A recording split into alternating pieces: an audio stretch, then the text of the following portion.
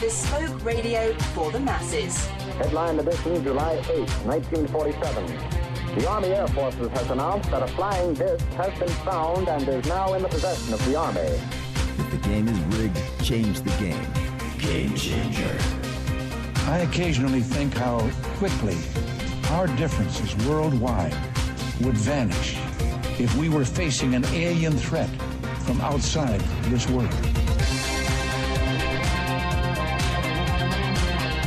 This is Fade to Black with your host, Jimmy Church, on the Game Changer Radio Network and KGRA, the Global Radio Alliance. I need your help to get to the year 1985. You are listening to Fade to Black with Jimmy Church on the Game Changer Network. Oh, yeah. You know what's funny? This is Fade to Black, by the way.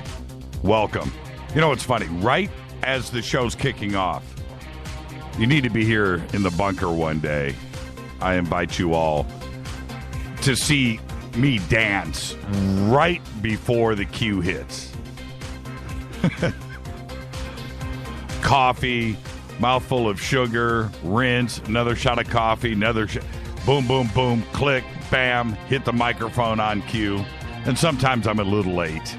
Like tonight, welcome. This is Fade to Black, Bespoke Radio for the masses. Today's Tuesday, August 2nd, 216 days into the new year. 150 days left. We are live from a bunker somewhere in downtown Burbank, California. I'd like to welcome everybody listening all around the world, all across the United States. Hither and thither, to and fro, back and forth, up and down, east and west, north and south, far and near. This is Fade to Black for KJCR, the Game Changer Network, and KGRA, the planet. I'm your also humble host, Jimmy Church. What's cracking, everybody? Let's do this. Part 2 tonight, Inside Anonymous, with Gregg Housh. We're going to go... Tonight, I mean, after Coast, you know, Greg just did 4 hours with me on Coast. And I promised him that tonight, man, you know, Coast is cool. Love Coast. But it's a whole nother game, man, on Fade to Black. He said, man, I can handle it, man. I said, I know you can. Tomorrow night's our 500th broadcast, which means tonight is our 499th broadcast, folks. How did we get here? Here. Now. How did we get here? 499 shows. 499. Now, that means, and if we start to extrapolate the numbers, and we start to look at this a little bit, 499. What does 499 mean? Well, if we take out the repeat guest, right? And there's a handful. Linda Moulton Howe, Jay Widener, Jason Martell, Jim Mars, David Wilcock, Mike Barra, Steve Murillo. You know, we take all of them out, times 3. You know, so that's 30. We'll give it a break. Say it's 50. Say we've had 50 repeat shows out of 499. That means, and this is what is crazy, 450 individuals have been interviewed on this program. 450 researchers, authors, experiencers. Think about that for a second. 450. It's insane. And that's what we do on this show. And it's always going out there. And, you know, a lot of help from the audience, too, as well, and recommendations about future guests. You know, there's that. There's Rita doing her tireless, endless research into this and trying to bring the absolute very best here every single night. But if you stop and think about what I am saying right now, 450 550 individual interviews. And that, my friends, is insane. And for those of you out there that want to do a podcast, go and do it.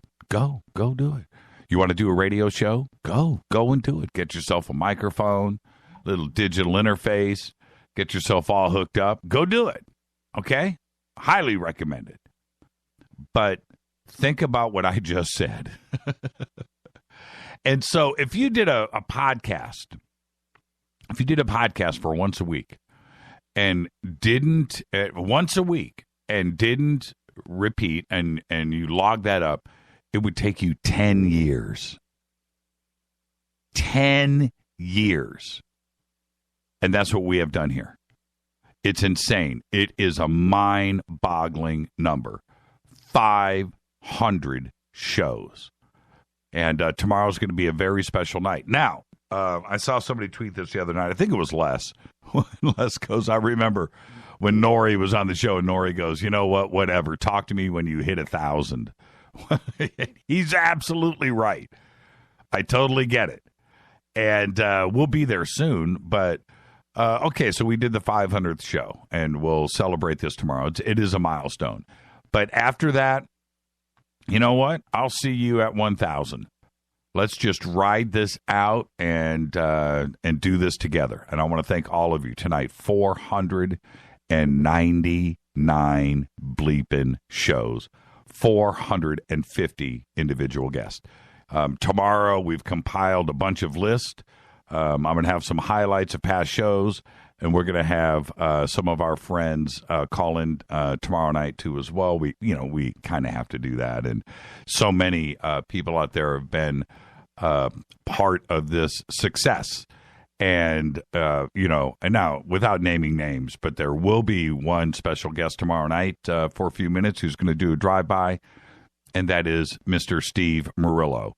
Steve was our first guest, episode number 1, and he will be our 500th guest tomorrow.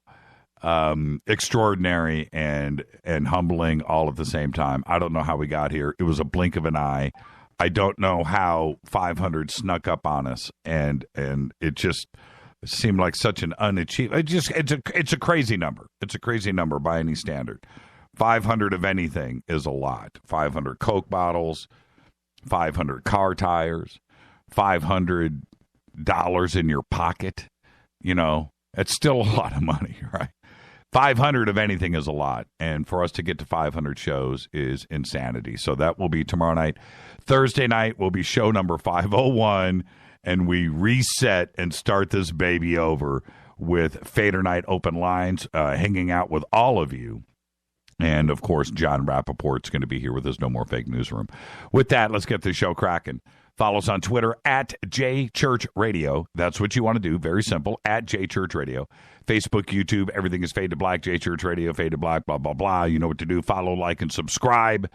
And also, with that 500 number, everything that we have now as we look around has grown. It's like a Richter scale. So everything that I touch and everything that I go and look at has millions tied to it, right? Millions on YouTube, millions on Spreaker, tens of thousands of this and tens of thousands of it's unbelievable what has happened, and I don't know. I go back and I think about I'll talk about this tomorrow night, but the very first YouTube post that we did, right? And I remember I called up Kovar. Kovar and I were talking, and I said, yeah, man, it's posted. He was helping us set up our YouTube channel back then. And I said, dude, man, we got 10 views.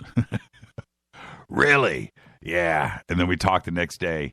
Dude, we're up to 51 views. He goes, I'll make it 52. No joke. I just think about where we are today. It's unreal. So follow us on Twitter. Speaking of that, it's just crazy where these numbers have come from. Follow us on Twitter at JChurchRadio. Email is Jimmy@jimmychurchradio.com. The sandbox is hashtag F2B. Come and hang out with us. Again, the sandbox and what it has turned into, and how it has evolved. It's all you. It's all of you guys that have done it. But we don't use Twitter like Twitter. You guys have organically turned this into something else, and it's really, really cool. Twitter should, I should get a hold of Jack Dorsey. Jack, if you're listening, I should get a hold of him and tell him exactly how we utilize Twitter. I mean, nobody else does, right? And let him know. I mean, I think it's extraordinary what this audience and the Fadernauts and the family has turned that into, and also Spreaker. I dance around on Spreaker and I go and look at different shows and stuff. And it doesn't matter how many views or whatever. And I look in the comments, there's like 11, right? There's 10, there's 20. For us, we average, I'd say average 1,000 per show. We've gotten into the 2,000 number a couple of times. 1,000 is the number. If we're under 1,000, it's 900 or something. I'm always just a little bit bummed.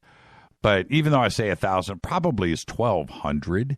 But dance around on Spreaker and go and look. It's just not there, no matter how many views, right? And we have a lot, but and it's a small part of what we do. We have KGRA and the support that Race Hobbs has given us over there, and we have that chat room, and we have all of the listeners over at KGRA. That's a huge piece of what we do.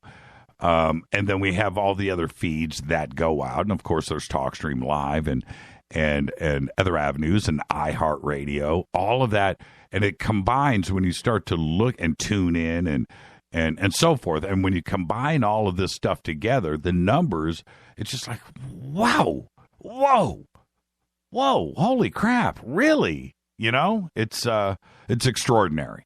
So, and then throw in YouTube on top of that. It's just, and YouTube is although it's big, it's a very, very, very, very, very small part of what we do. I know people go and utilize YouTube, and we'll never stop doing that, but it's a very, very teeny tiny piece of the puzzle. It's not part of the live broadcast. So, okay. All right. That being said, let's get going. I'm just excited. 499 shows. Tomorrow, number 500. Don't forget, our newest sponsor here on Fade to Black is CCCP Publishing. Just go and click on their banner right now. Order Future Esoteric for the new super low price for the Fadernauts of $12.97. And you're going to get a free book thrown in the box. Compliments of CCC Publishing. You're going to get 2 books, $12.97. Right now, use the promo code Jimmy. Go and click on the banner at jimmychurchradio.com. Also, Life Change Tea. Ronnie McMullen's got one of the best companies on planet Earth. Right now, use the promo code Jimmy. Get free shipping on your order. Just go to the specials page and click away. Change your life. Support the show. That's what you do. Support our sponsors and change your life with Life Change Tea at getthetea.com. Just mention Jimmy either over the phone or online, and you're going to get free shipping. Studio Dome. Right now, their system for the Fadernauts. True wireless stereo system, 2 SBB2 speakers in a hard shell case. Use the promo code JCRTWS. Get the whole thing with free shipping, $129. Awareness Life Expo is coming up next week at the Crown Plaza Hotel in Sacramento, California. We're going to be broadcasting there Friday, August 12th. The conference is August 13th and 14th with Richard Dolan, Laura McDonald, Victor Camacho, Patty Greer, Holly Cook, Len Kasten, Brent Loiter, Chad Meek, and others. Okay, so come and hang out with all of us. We're going to be there Thursday through Sunday night. I'm just tipping you off. Yeah, we're going to get there Thursday if you want to come hang out with us at the Crown Plaza. All right, let's get the show cracking. Happy birthday to director Kevin Smith. Today is 46. Yeah, I don't believe it, but he is 46. Mary Louise Parker is 52. Edward Furlong. Remember Edward? Played John Connor in Terminator 2, the 10-year-old. discovered on the steps of the public library in Pasadena, California, when he was just a kid, became one of the biggest stars in the world. But he also starred in another movie. Terminator 2 Judgment Day is right there. I get that. But the movie Pecker, if you haven't seen it, go and watch the movie Pecker. All right? I think that's a John Waters film, too, as well. Pecker is amazing. And there you go. Man, big problems with drugs and arrest and this and his child and divorce and restraining orders and rehab. And, oh, man, you know, he went down that road and has never really been able to get off of it. But he's still acting. He's still doing his thing. But the career definitely went into a decline. Our dead guy's birthday today is absolutely one of my all-time favorites. Hands down, no question about it, Peter O'Toole. 1932 to 2013, strung it out all the way to the age of 81. He was a knight. That's right, he was knighted. Sir Peter O'Toole, and of course, the star of Lawrence of Arabia, who was an English guy who went to save the Turkish. But he also starred in one of my all-time favorite films, and one that is just neglected by film critics around the world, Club Paradise. And if you ever want to see some classic Peter O'Toole, skip Lawrence of Arabia and go and watch Club Paradise. On this day in history, 1990, Iraq invades Kuwait. And we haven't left. Fader fact, in Japan, the likelihood of being killed by a gun is about the same as an American's chance of being killed by lightning. Not hit by lightning, killed by lightning. And that is a Fader fact. I'm moving to Tokyo. Rita, pack your bags. Tonight, Gregg Housh is here for part 2 of Inside Anonymous. Tomorrow night is our 500th broadcast special. Special guest, and we're going to do some highlights looking back over the years. And then Thursday night, another Fader night, open lines with John Rappaport. Now, I'm going to make this quick and snappy. I got an email and then a couple of posts. I'm assuming it was from the same person. It doesn't matter. It could be different.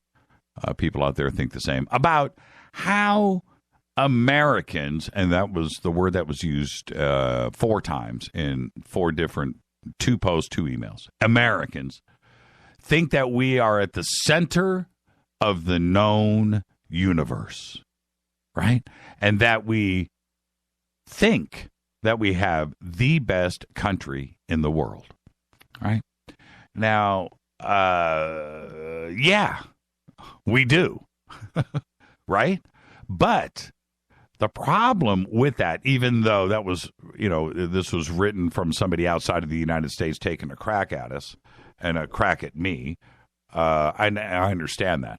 But the problem with saying something like that is, doesn't everybody think that the country that they live in pretty much is the best country in the world?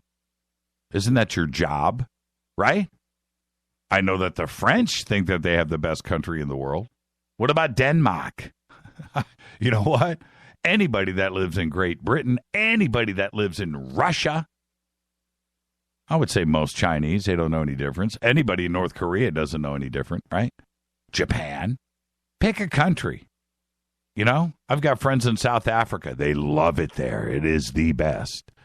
I was with one of my limo drivers years ago. I was coming back from LAX, and I had this guy. He was my driver for, I don't know, about 6 months, and a cool dude from Israel. Swore up and down, and I would have these conversations with him as he dropped me off at the house about how amazing the technology and how safe it was. And Israel was the best country in the world. He couldn't wait to move back. So it's just the way that it is. I understand that. You live in Spain, that's the best country in the world. You live in the United States, this is the best country in the world. There is nothing wrong with that. It's just the way that it is. But when we were back in the 1940s, 1930s, 1940s, 1950s, when technology started to really take off, jet engines, the rocket program, TVs, right? We started to look at ourselves and science fiction and the comic books and the books and the television, the movies, the B movies, right? X-Men from Planet Space, whatever. All of that stuff started to hit us.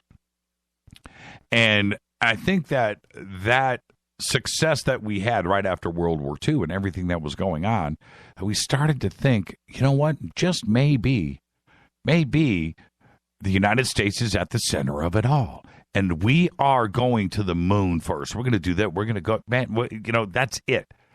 And we led in a lot of different areas, technology and things. And it was a great time to be a kid in the United States. It really was. I missed it by 10 years. I was born in 1963. And the 60s was a great time. But whatever happened to that world of tomorrow? Whatever happened? I've talked about this before on the show, but today's a little bit different for me. And I'm specifically talking about the ones that your grandparents talked about, our grandparents, my grandparents, back in the 1950s, which in reality was only 60 years ago. A mere blip, a paint chip in the history of the world. Everything was the blank of tomorrow, the car of tomorrow, the house of tomorrow, the city of tomorrow. You could insert any word or object, in any noun would get you through the blank of tomorrow, right? When 2001: A Space Odyssey came out in 1968, everything still seemed doable. It did. 2001 was still 33 years away. And if you chopped off 33 years from 1968, you go back to 1935. And we came a long way since then, up to 1968. And at that rate of progress, we were still well on our way to those floating cities in the sky, moon bases, and yes, that rotating Hilton hotel in orbit around our planet. It was all there, wasn't it? We knew it. In 1968, we were about to, Apollo 11 was right around the corner. We knew this. And we had goals. And everything was at a breakneck speed.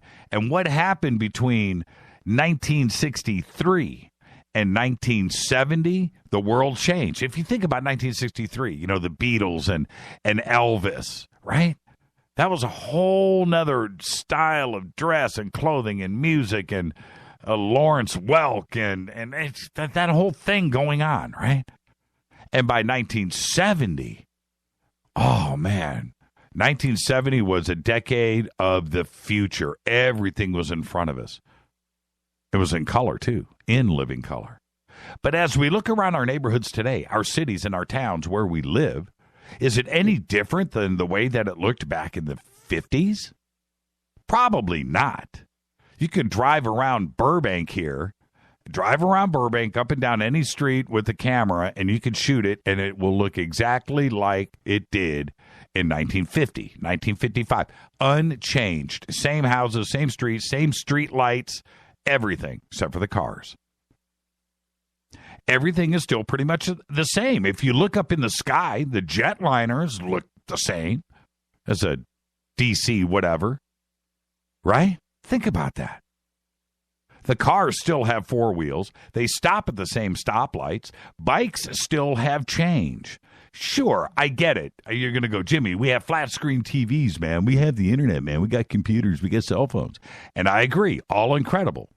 And these were not even spoken about in the 1950s. Or not really, if you're picking up what I'm putting down. You know exactly what I mean. But today something happened. Today, the world changed. Today, we jumped into the world of tomorrow, and you probably didn't know about it. Listen to me right now.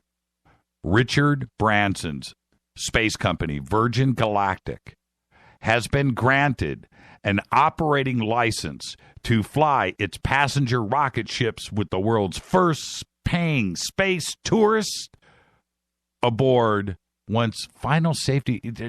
Listen to the impact of what I'm trying to say. The Federal Aviation Administration said yesterday it's all go once final safety tests are completed.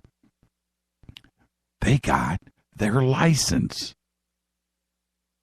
And this unprecedented event, listen to me, covers all operation of Virgin Galactic's 6-passenger, 2-pilot Spaceship Two vehicle, including commercial passenger service, which, according to the FAA spokesman Hank Price yesterday, is contingent on certain terms and conditions being met first. The FAA says that those requirements include verification of vehicle hardware and software and operational flight environment. I get that, but it's ready to go. The new Spaceship Two replaced the old Spaceship Two that crashed, right? Exploded. It's done. And it's now starting its maiden test voyage, is now testing to complete the rest of the FAA's requirements. But it's done. They got their license. It was granted. The company has not yet announced a date for the start of passenger flights. But are you ready? It is selling tickets for a ride aboard Spaceship Two at around $250,000 a seat. Commercial service is expected in 2017. Think about that. The world of tomorrow is here. I never, although I dreamed about this as a kid, it is here. We don't have those floating cities. We don't have those flying cars and highways in the sky. We don't have those atomic automated kitchens that you go in and press a button and it's spitting out food. We don't have any of that, which kind of would have been cool. We don't have any of that. But you know what we do have? We have Virgin Galactic and Richard Branson that never lost sight of the world of tomorrow. This is Fade to Black. I'm your host, Jimmy Church. Tonight, Gregg Housh is here. We're going to do Anonymous, Inside Anonymous, Part 2. Buckle up. Get ready, kids. I can tell already it's about to be one of those nights. Show number 499. We made it. This is Fade to Black. I'm your host, Jimmy Church. Take a short break, and when I come back, we'll be joined with Gregg Housh. I'll be right back.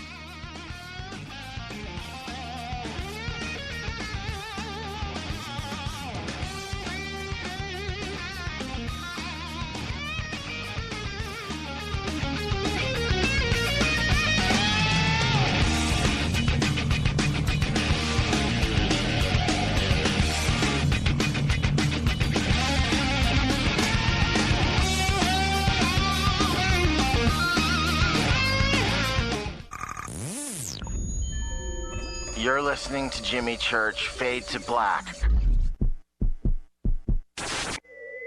Fade to Black will now pause for alien identification. The station that talks the net. KGRA Radio. What's up, revolutionaries? It's me, Jimmy Church. Do you have an IRS or state tax issue? Well, I did, and I called national tax experts. My problems were fixed, done, fini, and man, I gotta tell you, it was a relief. National tax experts are a recognized tax office that services clients in all 50 states. It doesn't matter where you live. Give them a call. I'm telling you, they take the time to understand each and every client's individual financial status as well as their financial goals. And that's exactly what you need, my brother, when you're taking on the evil 3-letter. So, seriously. Give them a call today at 1-877-909-5444. Again, 1-877-909-5444. Or go check out their website, www.nattaxexperts.com. That's NATTAXEXPERTS.com. Tell them Jimmy sent you. Hi, folks. Ronnie here reminding you that June is Health Awareness Month, sponsored by Get the Tea tea.com. Many of you have heard our tea commercial, maybe visited the website, but haven't committed because, well, you just don't know. Skeptical. We understand. Just to remind you, our tea is not just tea. In fact, very little tea. Life Change Tea is a unique blend of 8 different herbs, removing intruders that attack your health. You brew our tea to make the concentrate, you add water, and put in the fridge. 2 8-ounce glasses a day, and life will be good. Visit us at getthetea.com. That's getthetea.com. And this month is lots of fun stuff with Health Awareness Month. You could be picked and receive your order absolutely free. You never know. Read the testimonies and try our products. Log on to getthetea.com. That's getthetea.com. And for great health tips, visit my YouTube channel at Health Matters Now, where you can learn about health tips and how products work on your body. Join me, getthetea.com. 9 out of 10 geneticists agree. Fade to Black is not your father's radio show on the Game Changer Radio Network and KGRA, The Planet. Hi, this is Chase Klutsky with Fate Magazine Radio, and you're listening to Jimmy Church and Fade to Black on the Game Changer Network and the KGRA digital broadcast station, where the Fade or Nots rock. Hi, this is Rob Reiner from Anvil, and you're listening to JimmyChurchRadio.com. What's up? I'm Chris. What up? This is Kyle Massey, and you're listening to Jimmy Church Radio.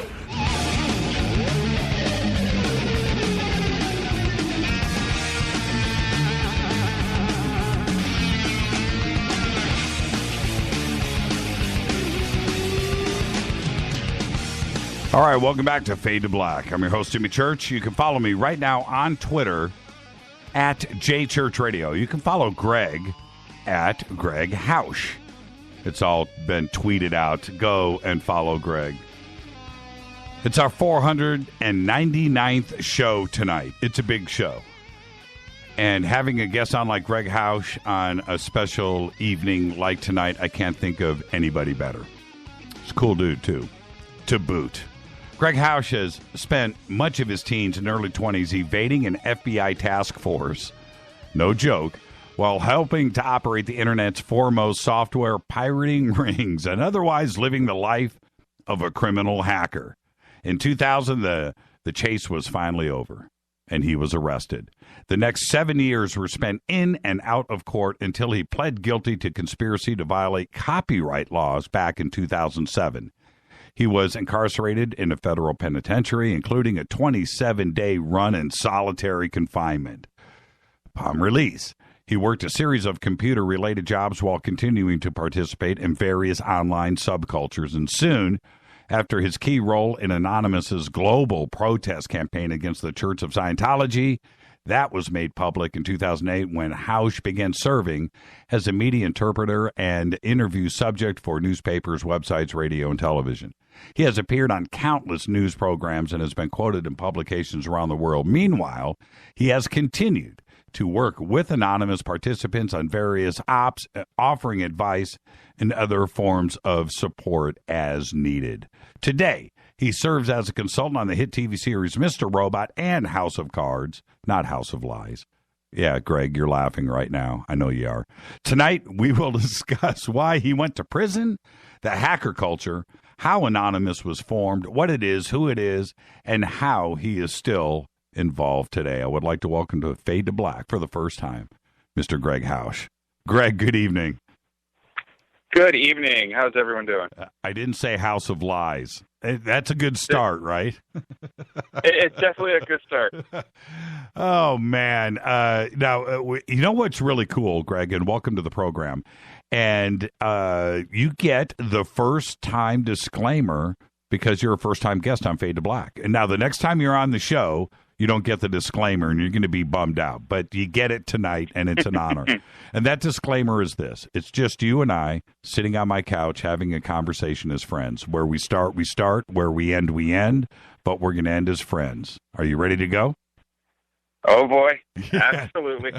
Let's do this. You accept the disclaimer, right? I accept this challenge. Oh, man.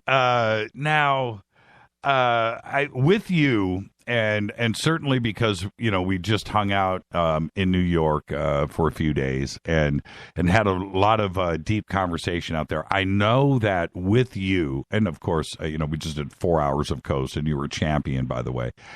I know that we can go in any different direction, and so we're going to do that tonight. I'll toe the line, and we'll try to keep it focused. But there's so many areas that we can go into with you, but I want to actually start here, and it's sort of generic, but it's also something you don't talk about. I want to talk about your childhood a little bit, and what was going on at the house, and what turned you into a rebel against the machine, because that's eventually what happened at a very, very young age. When most kids were out there riding their BMX bikes and watching MTV, you swung into a whole nother world. So, what? Tell us about your childhood. Well, I haven't actually talked about it too terribly much publicly. I've, with friends and whatnot, kind of explained what my childhood was like. But sure. I grew up with a father who was randomly around. I mean, by the age of 4, he was definitely gone, but he'd show up, at least once a year, if not multiple times a year, for randomly crazy things. And then, he'd be back for 6 months at a time. And that's because my father was a criminal, just outright robbing banks, getting away for 30 years getting away with robbing banks. Selling drugs, I mean, you name it. He tried to make money doing it. One of my favorite scams he used to pull off is he would work with furniture store employees who had access to the warehouses, and they'd empty out part of the warehouse that had been sitting there for a while, that even the owners of the furniture store didn't know were there anymore, into a truck. He'd go find a house that he knew was on the market and about to sell soon. And he'd get in the house, he'd fill it with furniture as if someone lived there. He'd make sure it looked lived in, and then he'd put an ad in the paper and say, "This weekend, I'm moving, everything must go." And he'd sell all the stuff, and everyone would show up and just walk in the door and start buying things like, he lived there. And then he'd leave. And whoever owned the house, I mean, they never caught him. No one ever, showed up, like, "Hey, this is my house, what are you doing?" He did that all over the Dallas area for years. It's just crazy stuff like that is what I grew up around. I would almost say that that's brilliant, but, well, no, I'll say that's pretty. I mean, as far as criminals go, I mean, if you're going to think outside the box, that's pretty bleeping brilliant. Okay, so robbing banks, he was never caught. No. Did he ever go to jail for anything? Not for any of this type of stuff. Minor things, but they weren't ever able to place the big stuff on him. My uncle used to do it with him, and he ended up getting caught when they kind of split ways, and my uncle went and did it on his own. He actually just got out last year, so I'm just now starting to get to know my uncle again because he's been away for 20 years. So I'm definitely not saying that lifestyle is one everyone should go try out. It is, in fact, the opposite of that. Please don't go do all of that type of stuff. I mean, I could tell another 100 stories of really quick, simple scams that I know they used to pull that I'm not going to say because they're just too easy to get away with, and people are going to go try them. Yeah, I get that. And the other thing is, you very rarely hear about somebody that led a life of crime and robbing banks and selling furniture out of houses that were for sale, retiring. Yeah. You normally. Right. You normally have that story has a bad ending. But were you ever, growing up, did you ever hang out when he robbed a bank? I mean, were you ever in the child? When I was 4, I was in the back seat of a car. Actually, one of the Dukes of Hazzard's, orange cars, like literally with the flag on top and everything. Yeah, the General Lee. Yep. They were they had a bank in Dallas in 1980, just outside of Dallas. I think it was in Richardson. I was 4. I don't fully remember all of it, but I remember sitting in the back seat when they went inside, and I remember them, just running and diving through the windows and driving off at full speed, and some gunshots a few seconds later at the car.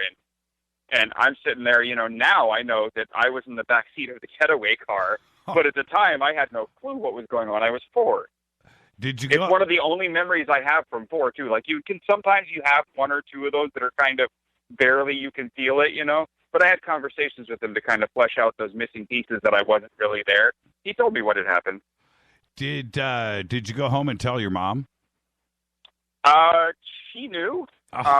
She knew the stuff that was going on. Some of it, I don't know in what detail, but it wasn't, a conversation that I think we really needed to have. Wow, that's nuts.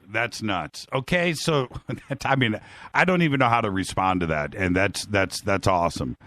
Well, I'll tell you, it goes really crazy because the last time I actually saw my father was in 2000, and that was he had shown up where I lived in Chicago and said that he wanted to maybe slow it down a little and maybe hang out, spend a couple years getting to know me, right? And, at that point I was working, I was doing honestly all my illegal stuff too, but nowhere near the type of stuff he was doing, and, we were together. He lived, in the townhome that I was living in for a couple years. And then out of nowhere, one morning I wake up needing to pay a bunch of bills. My bank account is in shambles because I'd had a lien placed against my account that wasn't for me. They had hit the wrong damn account number. And so it was like 3 days of just hell trying to get my account back, right? Gotcha. And so I handed my dad a bunch of cash saying, I need to get to work, but can you maybe go, pay the bills? Like the rent needs to get paid, the electric, all this. It was $1,700. And I could ride my bike into work. It was just down the street. So I hopped on my bike, took off. I came back that evening and my car was gone. The money was gone. My dad's stuff was gone. And I never saw him again. He didn't pay any of the bills. He took the money and ran.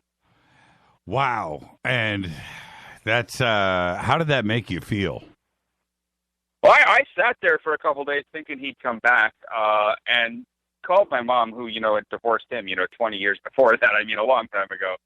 And she said, I warned you about, letting him be around again. And, I had to tell my sister that he was gone again, and, I had no clue where. And she, for years, wanted me to find him. And it was really weird because a few years ago, she just came to me and said, I want to know where he is. And it turns out that his father had passed away, my grandfather, and there was some life insurance money waiting for him. We're talking $4,000. It's not a lot of money, but there was a little piece because my grandfather had many kids. And so that side of the family wanted to know where he was too. They were all calling me, where is he? Where is he? Where is he? I went searching, and I'm, with the internet and everything, I'm pretty good at finding people. The doxing is definitely something that's easy for me at this point. Right. He is good at living off the grid, man. He was gone. He was a ghost. There was nothing. The closest I got once was finding an apartment that he had stayed in for cash, screwed them over 3 months of rent, and left. And I was 4 months behind him on that one, and that was the closest I ever got.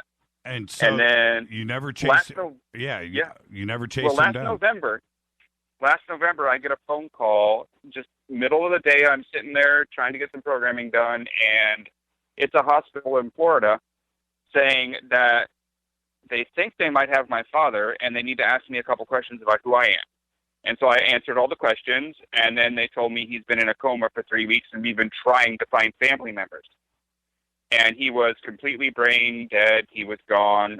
Complete vegetative state. There was no coming back from where he was. He had a really bad stroke. So I had to pull the plug on him a few days later, and I had never gotten actually to see him again. Oh, so I didn't see him again until the ashes showed up. Right, so you didn't make it down to Florida. Wow. It was harsh. It was harsh because I had to call my sister and tell her too. So people love to think it's kind of interesting to have such a different life story than I lived in the suburbs and went to school and made it to college kind of thing. Right. Sometimes it's a little harsh too. There's definitely some moments where I kind of wished it was more normal. And at what age? So your father was away. You're living with your mom, and you're in school. Let's go to like junior high. Were you starting to get? Well, I didn't. So. Oh, well, see, you and I talked about this 2 weeks ago, and that's why I went back to junior high. I don't know if it was actually before that. So I'll let you tell that part of the story. But sure. I made it through elementary school, seemingly with flying colors. I got my straight A's all the way up until about 6th grade when I started realizing I wasn't much for this school thing and wasn't really a fan. And by 7th grade, I wanted out. And what year? I made it about a week into middle school before I got myself expelled, and then I never went back. What year was this? 92, I think. 92. 1992, I think. 91, 92, right around there. And I'm not that great with years. When did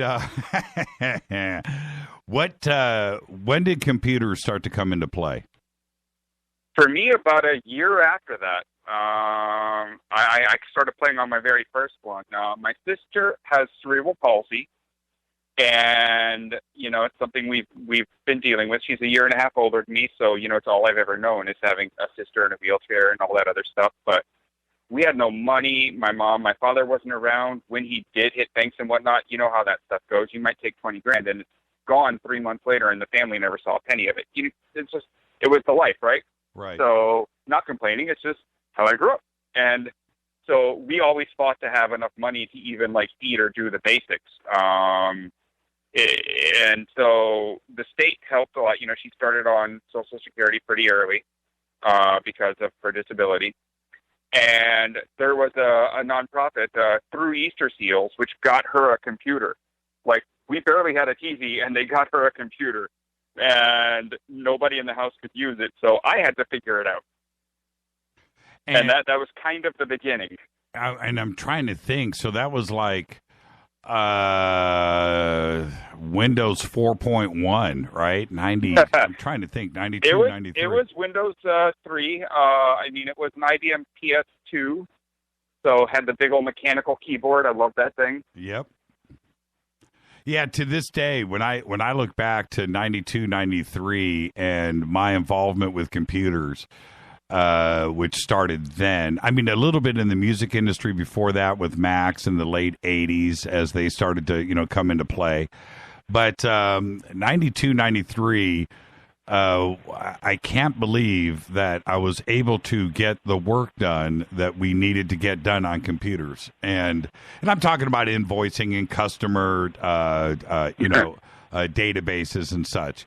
It wasn't until 95 came out that I thought, okay, now this is something that makes sense. This is something I'd want in the house. Before that, it was just something for work.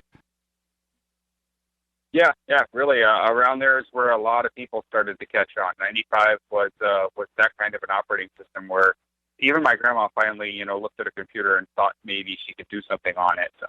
And today, still barely anyone in my family knows how to use a computer. Yeah, you know what? Windows 95, I'll be straight, man. It kicked ass. It really did. It was... For what it was interesting. I was already on Linux at that point. I was already kind of moving over in that direction. But for family members and whatnot, it was definitely a boom. Now, were you getting into code writing, and were you getting into the subsystems and whatnot, and the backside of a computer? Is that what you were doing? Yeah, it was really quick for me to get into the programming side of things. In those early machines, you're down at a command line.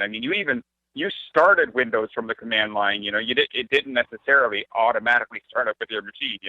Right. And so I had to learn a few of those early commands to show my sister how to do some of the assistive technology stuff. The stuff that existed then was so rudimentary that I had to learn how to get it to run off of these disks and how to get these things to plug into the computer to actually do anything for her. And it only took me a few weeks of playing with that stuff before I realized I wanted to try my hand at programming. And it was really easy for me, surprisingly easy. I like to kind of say it like this. It's the only thing that actually comes natural to me, my car makes a noise, I just laugh. I have no idea what's going on with that thing. I don't know what those are made of. But computers, man, it's easy. You know what was strange for me, and this is why I have such mad respect for programmers and coders, is I went through Fortran and COBOL and BASIC in the 70s and learned how to write. And always found it difficult, but I got through the classes and I learned what I learned. And then going through the command line era from 1990 up until 94, which was there, floppy disk and all of that stuff. I slowly lost the touch of it and what a command line was. Today, certainly we don't mess with it at all. But when I stand over the shoulder of somebody that's writing code and watch them fly on a keyboard and write lines, it is one of the most impressive things to me. I just have such respect for it because I don't really understand anymore what's going on. It's going at such a pace that it's hard for anyone that even does to keep up. You know, there's like 3 new programming languages a year that seem to be the next big thing. Half of my friends now are programming in Rust and Go, and those are, you know, languages that people only started even hearing about in any kind of wide way a year ago. And next year, I'm sure there's going to be 2 more. And it's kind of nuts how fast all this new stuff is happening. Even Google are screwing people over. They've released this wonderful tool called Angular for building awesome websites, and then decide a year and a half later that when they release 2.0, you're going to have to relearn it. We made some mistakes with the first one, and we're starting it all over. So learn from scratch again.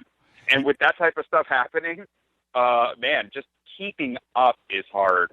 Yeah, most people have never, and I mean 99.9% of the world has never stood over the shoulder of a good coder, right? And listened to his keyboard. It's like Bach. It's like Beethoven. You know, and watch these lines of code fly by, and they are thinking, you know, 1,000 lines of code ahead, right? But they've got to fill in the blank before, you know what I mean? And they're just rapid fire, and it's like a symphony. That's the best way I can do it, and I explain it to me, and I just watch in fascination because I can type, you know, I'm good.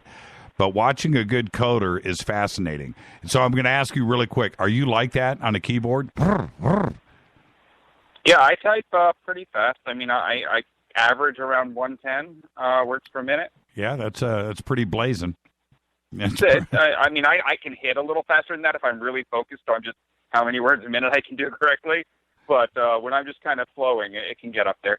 Now, somebody just asked in Twitter, do you ever work in Plan 9 or Inferno? Man, see, you got to love our audience, right? If they can drop that. Yeah. Yeah, I mean, I played around with Plan 9 a little, but I've never had to do any actual work in it. My first actual, job where I decided to go, get a paycheck from someone, it is weird, but, growing up the way I did, where crime was kind of the right way to make your money, getting a real job was kind of weird. I'm sad to say my first real one was actually with SCO Unix, SCO, which, this was before the current owners had it and did all the wonderful things they've done for the last few years to upset the community. But, my very first actual job was on SCO Unix. Are you monitored when it comes to coding? I mean, are you allowed to program?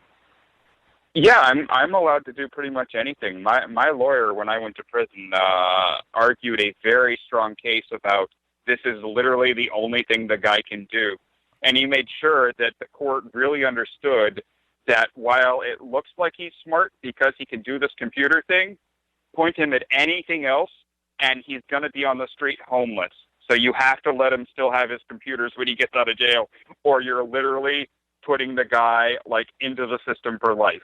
Wow. And he convinced the judge of that because it's the truth. I really can't do anything else. This is the thing that works for me. So let's go back to those days. We're going to hit a break here in about 3 minutes, and we'll pick up everything on the backside. But take us through that. What year? When I look at 2000, the year 2000, 1999, 2000. Obviously, Napster comes into play, and that kind of environment started to click on the internet for a lot of different reasons. One, upload and download speeds were starting to increase. Hard drives were starting to get affordable, so you could put files on your computer now, and it wasn't the day, a gigabyte Dallas drive in 1995 was $2,500. But by 1999, you could get a 40 gig drive for $100. So things were starting to change. Is that what got you involved and started to look at pirating rings in that environment?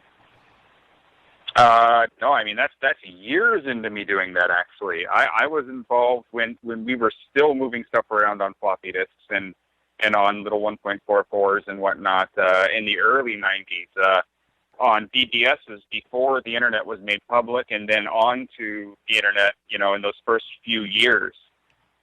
So we used to have to chop up a game into like 50 pieces so people could download one piece at a time, and if the phone got picked up or a call came in, they'd lose connection. So they could download piece by piece and then put them all back together and have the game again. I totally forgot about all of that. Yeah, you're absolutely... And all of that custom software that was written to reassemble and make sure that you got everything back in order. And the fact that a game would run after that was, or any piece of pirated software, and it would run after that and actually install on your computer was amazing to me. It was because of that actual work that one of the first MP3 piracy groups came to be. Back in the day, a game would fill a CD, and that was because the music was in WAV or AIFF format. These older formats where they're gigantic, and so something that might be a 3 meg MP3 file is going to be a 60 or 70 meg WAV file. So when you were distributing these games over the internet to people, you had to have a guy whose specific skill set was ripping pieces out of the game that weren't necessary to play the game. So background music was the biggest one you could rip out and save all the space in the world. You could take a game that filled an entire 650 meg CD down to 50 megs if you got rid of the music. And then you could give everyone all the other pieces, right? Right. And Microsoft put out, through their Ensemble Studios, Age of Empires. And from one of my groups that I was in, the guy whose job it was to rip out all the music and get the game down to a certain size so it was usable for shipping over the internet as a pirated game, came into the channel one day and was like, so I ripped out all the big files and the background music's still there, and the game's about 50 megs, so I don't know what's going on, but there's magic involved. And that's, the first time that piracy group saw the MP3 file format. It didn't have the .mp3 file name, but that's what codec was being used. And they dug into the game to figure out how on earth this background music that sounds like CD music is still there, and we've cut out all the space. And in the end, a few hours later, they had found the file that was part of the game that was the encoder and decoder for the MP3s. They had looked at the code that thing decompiled, played around in hex editors, all these big technical terms, but they'd done all this stuff with it and found the name Fraunhofer, the company who made first, invented MP3.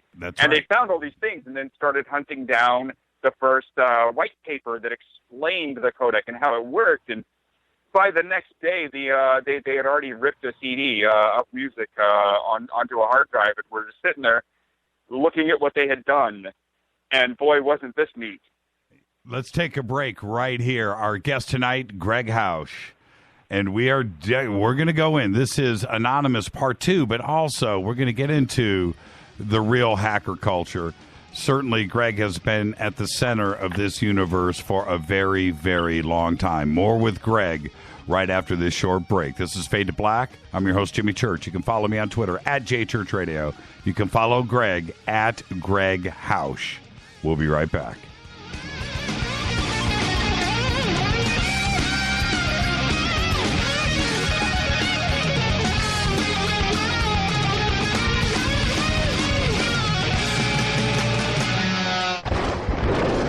This is Fade to Black with Jimmy Church on the Game Changer Radio Network and KGRA, the Global Radio Alliance.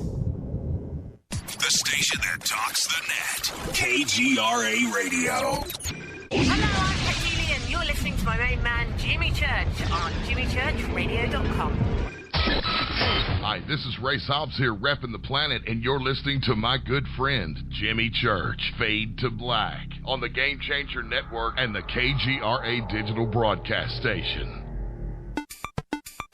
Fadernauts. Things are never what they seem. For the past century, forbidden subjects such as UFOs, backward engineering, human abductions, secret space programs, underground bases, suppressed free energy devices, and other fantastic notions have tested the human mind, forcing it to decipher fact from fiction. Chronicling what he calls the alternative narrative, author Brad Olson gets down to the middle of it all in his best-selling book, Future Esoteric, now released in a second edition by CCC Publishing. And now, you can get Future Esoteric at a special price, plus another free book by just using the promo code JIMMY when you check out. Just click on the Future Esoteric or CCC Publishing banner at jimmychurchradio.com. Go back, Lee Tepe.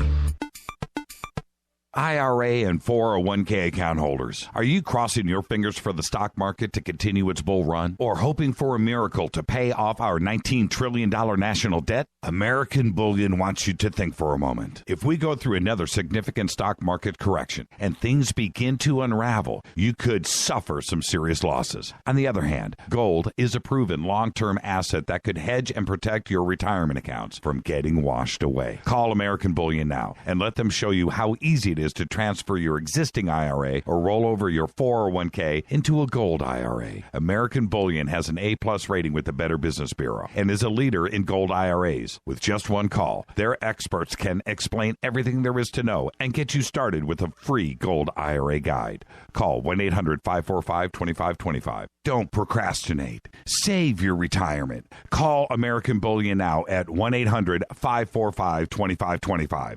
That's 1-800-545-2525. This is Toby Kebbell. You're listening to jimmychurchradio.com. Don't hurt me, Jimmy. I'm only little. Hey, I'm Adrian Grenier. And this is Ari Gold. We're the Honey Brothers. We're of the Honey Brothers. Hey, I'm Adrian Grenier. And I'm Ari Gold. We're the Honey Brothers. And you're listening to Jimmy Church. The Revolution. What's up, Fadernauts? Studio Dome loves Fade to Black and the F2B audience so much that they have put together the ultimate stereo Bluetooth system. They've done it just for you. Man, check this out. The Studio Dome SBB2 stereo system is here. It's featuring two Studio Boombox 2 SBB2 wireless Bluetooth speakers, packed in its own custom hardshell case. This Studio Dome system features the very latest in stereo Bluetooth technology. The two full-range boomboxes are in true wireless stereo. You've got to hear this. It's amazing. It's just $129 and use the promo code JCRTWS and you'll also get free shipping. It's simple. Just go to jimmychurchradio.com, click on the Studio Dome banner. Go back, Lee Tepe. This is Micah Hanks of the Gralien Report, and you're listening to Jimmy Church on Fade to Black, across the globe on the Game Changer Radio Network and the one and only KGRA Radio, The Planet.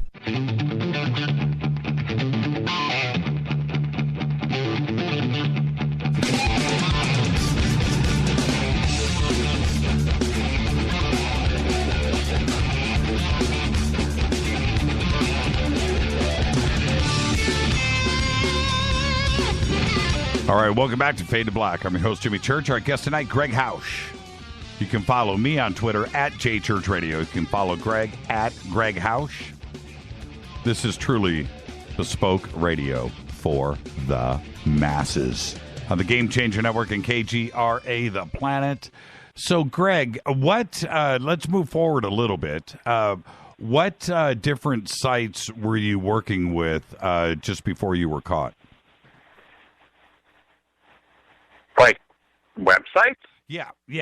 I mean, obviously there were the pirating rings that were involved, who were they? Well, the groups I was working with didn't really care for websites or anything getting out to the general public. They kind of were pretty insular groups of people, but they were Risk ISO, Fairlight, Class, Deviance, TIL. A lot of these little groups that helped kind of do all of the dirty work of actually getting the software and the games and the other stuff and getting it out there that, in the end would end up on the web and would end up in things later on like BitTorrent and whatnot. But, these were the groups who were actually somehow finding a way to get this software in these games before they even hit store shelves. Yeah, and, I was I wasn't part of it, but I was out there looking for, just like everybody on the web back then, was out trying to find ways to get this done and avoid going, and buying something in a box at the store. When did the feds start to care? They cared for a while before they really did much on any large scale. I mean, piracy actually goes way back. One of the hard drives I had when they took my systems, which was really upsetting to me because, I lost my computers all in about 1999, 2000, all around that range. I had a hard drive that had archived almost every game release that was in any way pirated from 1985 until the year that my drives were actually taken from me, just as a cool archiving project. But they didn't really start making large busts and going after people until the late 90s when they really started to crack down. And, you had at that time the Internet Copyright Act started, and the record industry started to freak out a little bit and put the pressure on the feds. Do you think that had something to do with it? Well, yeah. I mean, once the Internet started to become a vehicle that had enough people on it to really hurt a company's wallet if things went wrong for them, that's when the companies started caring. Now, when you actually look at the numbers and how things work out, on the whole, piracy actually helped a lot of those companies. A lot of people would never have seen the software or gotten to play with the software or the game unless they had gotten it for free because there's so much out there. I'm not going to pay for, 10 different things of the same game to find the one I like. I'm going to play them all however I happen to acquire them and then go buy the one that I like. Yeah. And that seemed to be working, but they don't buy that logic. And, you can watch the movie industry continuing year over year to make record money. I mean, a lot of that has to do with all these superhero movies, but they're making record profits, and they're still complaining about piracy. When things started to heat up, how do you think they started to zone in on you? What happened? Well, for me, they had my handle, not my real name, for a long time, and they were hunting for me for a while. From what I understood of things, they were looking for me in Germany for a long time because I had made sure to send as many signals as I could that I lived there. I didn't, of course. It was all a ruse, but when they finally got me, it was actually because of a snitch. Someone who I trusted went to them, told them that he could get me if he got his immunity, and delivered me right to them. And they started surveilling my house, me, all my communications, trying to find what they could, and ended up raiding me very quickly afterwards. And did you have any idea that this was going on? Did you know that you were being watched? Did you know that your communications were being monitored? Was there any indication? And what about this snitch buddy of yours? Did you have any idea that he had flipped? No, we really didn't. We didn't find out exactly. I mean, I had no personal idea, but the other people that, went down because of this one snitch didn't find out any of the reasoning until a little later. And some of them still don't know the truth about who was the snitch there, because for a few of us who got in serious trouble, the ones who didn't started fearing being near any of the ones who did, and made a lot of distance between us, which I think was a smart move, personally. I mean, that's what you do, right? Right. But they did it in the ways that were really upsetting. They attacked everyone who got caught for being dumb enough to get caught. What? And so I got to this weird place in my mind where, I know who did it, and I don't really care if you do. So I'm not going to waste my time telling you because you're being an ass. So you go to court and no, wait, actually, tell me, how did you get arrested? What happened? They came through my front door, kind of typical. The feds stood back and hid around the corner while they sent the local PD in with their guns drawn, as they always do, using the locals for cannon fodder. And I don't know why they had guns drawn. It's not like I actually even owned a gun at that time. And right when the door opens, I mean, I can hear the noise, everything else going on. I know, that my day has come. It's something that in the back of your head might happen at some point. So you've been waiting for this sound, even though you never wanted it to happen. You know what I mean? Yeah. And so I get out of bed. I walk out in the hallway. I drop right down to my knees, put my hands on my, head, just like, okay, so what now? And did they read you your rights and what you were being charged with at that moment? It took them a little bit to get to the point where they did that. They ushered me into the living room. Then they noticed something I had done and were kind of upset by it. My computers were mostly in pieces and in no way really usable to them by the time they got there. And I had donuts on the kitchen table for them. You had what? Oh, donuts on the kitchen? Yeah. All right. So, and it was a federal arrest. Yeah, it was federal. And they had multiple FBI agents in the house by the end of it. There were, from what I could tell that day, I thought there were about 5 of them that were agents, and a few local detectives, and then a bunch of, just SWAT teams suited up locals, just scouring through my apartment at that point. So they take you, instead of, I'm assuming a few things, so I'm just going to ask you directly. Sure. Instead of going down to the local police station, were you taken to the FBI field office? What happened next? Yeah, so at first they said it's going to be a while while we go through all your stuff, and I said, okay, what happens now? And they said, well, it's going to be a while. And I said, then can you turn on, like, the TV or something so I'm at least not staring at the wall or watching you take all my stuff? And they ended up throwing CNN on and pushing me down onto the sofa, and I sat there waiting for 3 hours while they went through all of my stuff before they finally walked over and decided it was time to have a conversation with me. And the conversation was, so we know who you are, so let's not go through all of that. I said, well, I'm going to need a lawyer. And they said, well, he can meet you downtown. And then they just started asking questions anyways. And they were ones that I had simple answers for. Like, is there anyone else here, in the near vicinity that you want to talk to us about? No. And so on, Like, I'll have all these conversations which will still end in no when my lawyer arrives. And in the end, we went downtown Chicago. They have a field office there that specifically was one of their kind of original cyber field offices, as they called it. So we sat there, and then what I like to consider an interrogation room, since it had a small desk and, one chair on either side, although that's not what it said on the door. And yeah, feds are such dicks, by the way. So, yeah. I mean, now, were they playing the classic good cop, good fed, bad fed?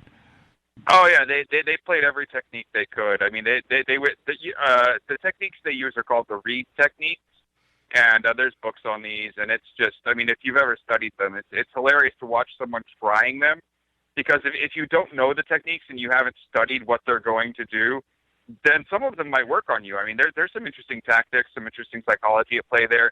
But if you studied them all, like, really read through these manuals, these books, since they've all leaked already, It's hilarious. You watch them doing something, you're like, oh, page 93. I like this one. So they take and you say stuff like that to them, and they get really angry.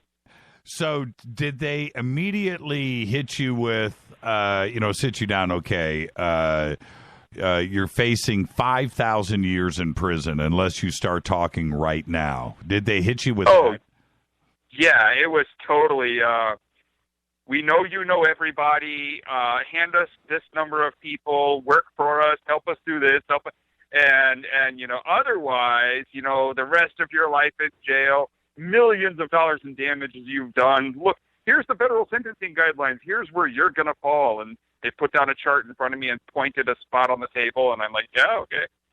And I waited for them to finish with their scare tactics, and then the chart was still on the table. I pull it over, and I look at the chart, and I start looking at it, and I just looked right in the eyes of the agent who I was talking to and said, this chart is all wrong. You guys, the math here isn't even right. And he gives me this look like, what's going on? Like, I just wasn't scared because I'm just, lawyer's going to deal with this. If I go to jail, I go to jail, whatever. I know this. I'm not going to hand over friends.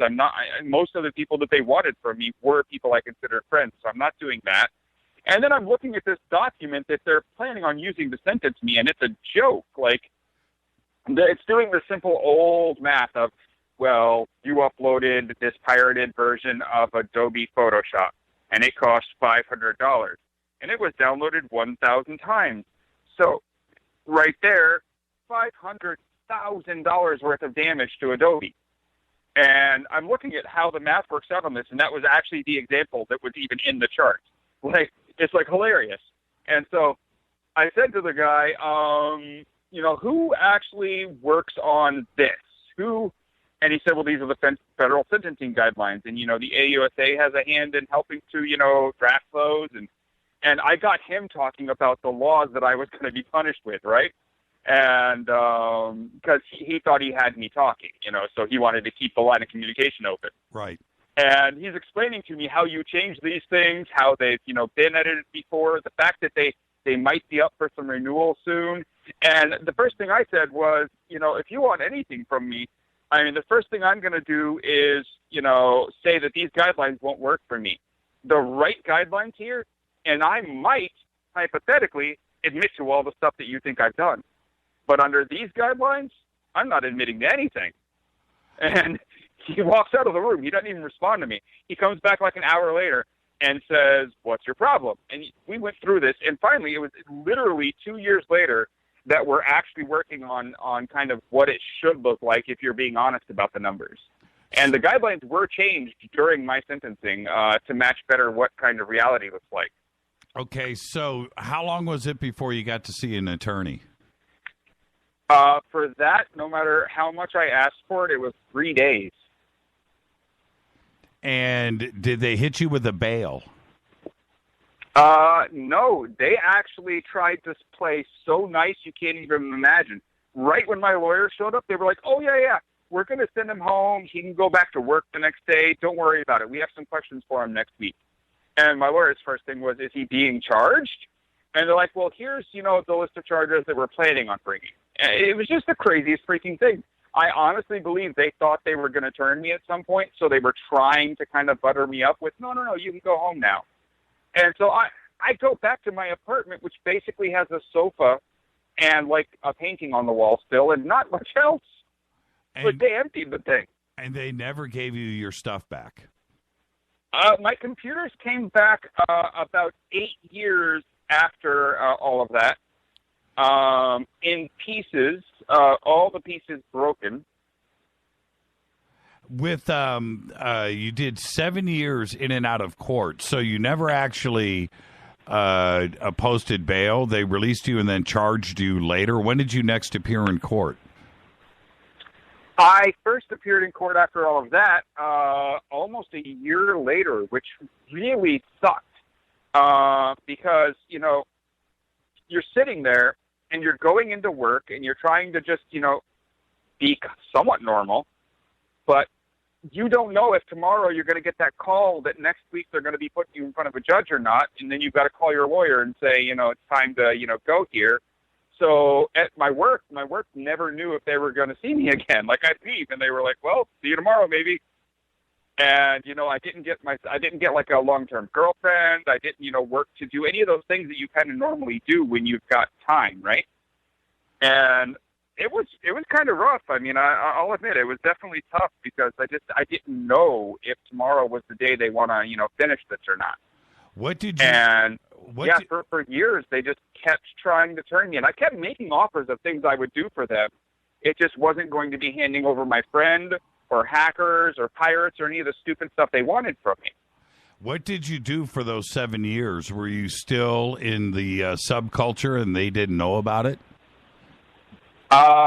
No, not for all of it. I was there for about 6 months or so, staying out of all the actual private places, because I didn't want to be anywhere where, anything I might do or say would lead to someone getting caught. But I still hung out on IRC, just in the much more public places. And in the end, I mean, I ended up being told not to go anywhere, and then it got really weird when I found out just how technically stupid they were. Like, they were like, well, we're going to either put you in prison right now for these 50 charges, you're going to go in front of a judge, and the AUSA is going to come down on you hard, or you can go back into all those places and install our logging software so we can see everything. And I said, well, no. And they said, well, just install this thing on your Windows machine. And then I said, well, I run Linux. And they said, oh, we don't have software for that. And I said, can you force me to install Windows? Like, is there any way the law works? And they said, well, we'd have to find a way to get a judge. And they kind of trailed off and walked off. And I was like, okay, well, I'm going home and still not logging for you. Screw you guys. But they didn't even have software to use on the machine that I was using at that time that work had supplied me. And so I couldn't even have, with the machine I was using, done anything they wanted me to do. It was like the craziest crap. With wasn't there because when everything came down in 2007, wasn't there a statute of limitations that was about to be lifted here? Oh yeah, I was getting close to a point where they couldn't charge me when they finally got me actually in jail. So they made it right to the kind of deadline there. And so what happened in the end in 2007? How did that go down? Well, that went down really crazy because, the first time I walk into that courtroom, which is up here in New Hampshire, I walk into a room where the judge is sitting there and he's got a NASA patch on his shoulder. And I don't know if many of your listeners know this, but judges aren't allowed to modify their robes, especially like that. That is actually illegal, and it's a chargeable crime. The judges have gotten in trouble for it before. So I waited to the first actual recess and asked my lawyer out in the hallway, like, what is this? How is he getting away with that? And he said, oh, well, do you remember the Challenger explosion when the space shuttle exploded and it had a teacher on board? I was like, yeah, I was in school, and they had us all watching the launch, like, in the cafeteria. It was kind of traumatizing for most of my school. And he said, well, that's the teacher's husband. Oh. And so no one will tell him to take the patch off. Holy crap. Okay. So, yeah, Oh, no one had the balls to make him remove the patch. Oh, wow, that's crazy. Okay. Right? So that's my judge. Yeah, continue. Yeah, so that's my judge, and he starts just rifling through all the paperwork and starts saying things to my lawyer, and there's just tons of legal speak back and forth. AUSA keeps standing up saying things, as the judge is seemingly, from what I can tell, with my limited legal knowledge, especially at that point. I mean, I've gotten a lot better with it by now, but back then I just didn't care enough to really know, how all that worked and how due process was supposed to go and everything. But what I could tell was the judge was trying to figure out why it took 7 years for them to finally give up on me and put me in front of a judge to get charged. And it looked like he was angry at that. He looked really angry. So we got a recess, that same one where I asked my my lawyer that question about the judge. And we ended up, getting a little snack outside in the hallway. He had brought a sandwich for me and everything because my lawyer was just awesome. And while we're sitting there, he explains to me that he thinks with the current mood in this courtroom that he's going to be able to get me off, that I'm actually going to be able to go home with no jail time. Like, that's his feeling if he just, says the right things. And then he tells me that I don't want to go home and that I need to go to jail. Wow. This bothers me, of course. Right. I don't particularly like that idea. And what kind of time were they? We're going to hit a break here in 2 minutes. What kind of time were they talking about at that point? Well, because of the way the math still worked out on the amount of damages, I was still looking at, multiple life sentences just because take the math, billions of dollars times this, blah, blah, blah, and you end up with this many years. Multiple life sentences. And how old were you at that point in 2007? Well, I'm 39 now, so, 9 years ago, 30. Yeah, you're 30, 29. Multiple life sentences at that point is not a doable. Not what I'm looking for. Yeah, exactly. So ultimately, what ended up happening with the sentencing? Well, so my lawyer explains to me that I need to, go to jail so the FBI leave me alone and that I get double jeopardy coverage and all this other fun stuff for, the charges. And so he wants me to plead. So he says I can get them to plead down to really low because I think they know that you might be winning this one with the judge in his current state. They might even be trying to get, get a recess for days to, try and get a break here so the judge is maybe in a better mood.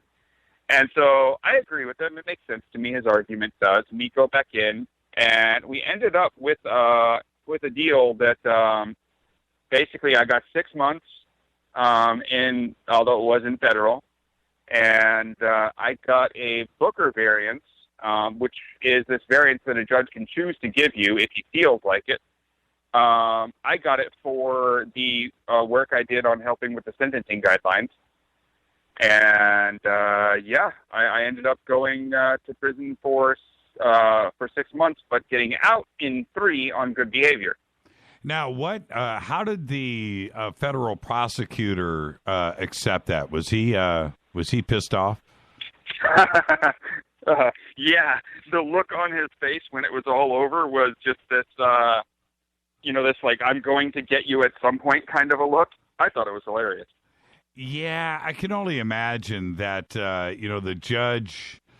It sounds like the judge probably wanted to let you go, but. The feds, what do they have, like a 99% conviction rate, right? If it goes that far, they're going to get a conviction somehow. So even if it was only 6 months, it was still a conviction. It wasn't a loss in their eyes. Right. Let's take a break right here. We have to. So let's go ahead and do that. Our guest tonight is Gregg Housh because 2008 is a very pivotal year in this subculture. When we come back, we're going to pick it up right there with Gregg Housh. I'm your host, Jimmy Church. This is Fade to Black. Stay with us.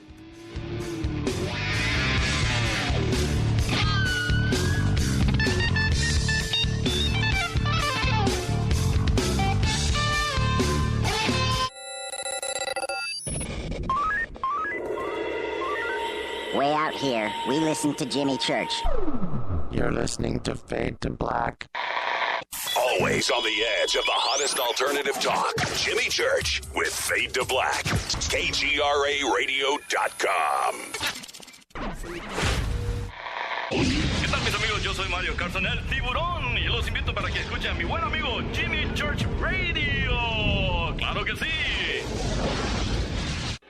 Foodforliberty.com sells high-quality, storable foods from Numana. And right now, take advantage of our summer special. Purchase 2 family packs and we'll send you a Pro Pure Water Pitcher, a $70 value, free. This premium pitcher is ideal for use with just about any water source and removes more contaminants than other brands. And it comes with a filter that lasts up to 2 full years. Whether you need to be prepared in the event of an emergency, you're an outdoor sports enthusiast, New Manna is known for high-quality, great-tasting, GMO-free, super nutritious food with no chemical preservatives. And with a 25-year shelf life, you can't beat the feeling of being food secure when you need it most. Go to foodforliberty.com right now for great-tasting, high-quality, storable foods from New Manna. Buy 2 family packs and get the Pro Pure water pitcher free. It makes good sense to be prepared. Get it at foodforliberty.com.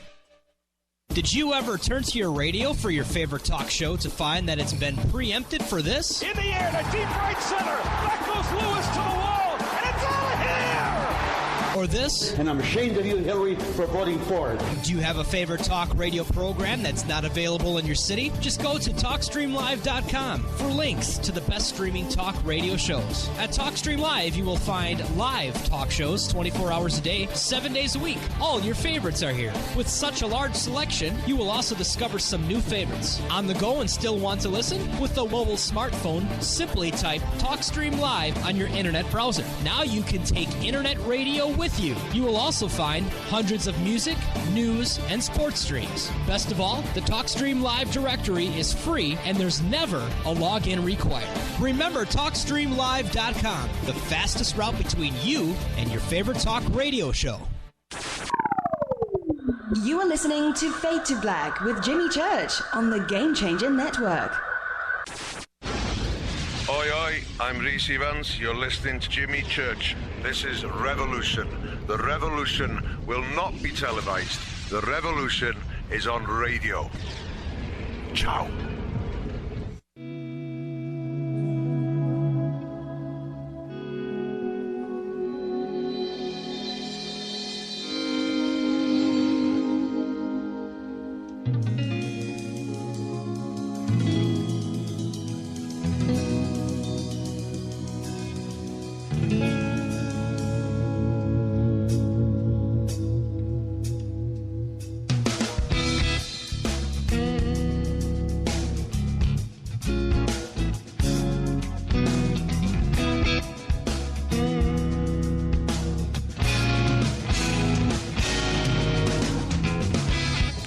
Welcome back to Fade to Black. Our guest tonight, Gregg Housh, Anonymous, Inside Anonymous, Part 2.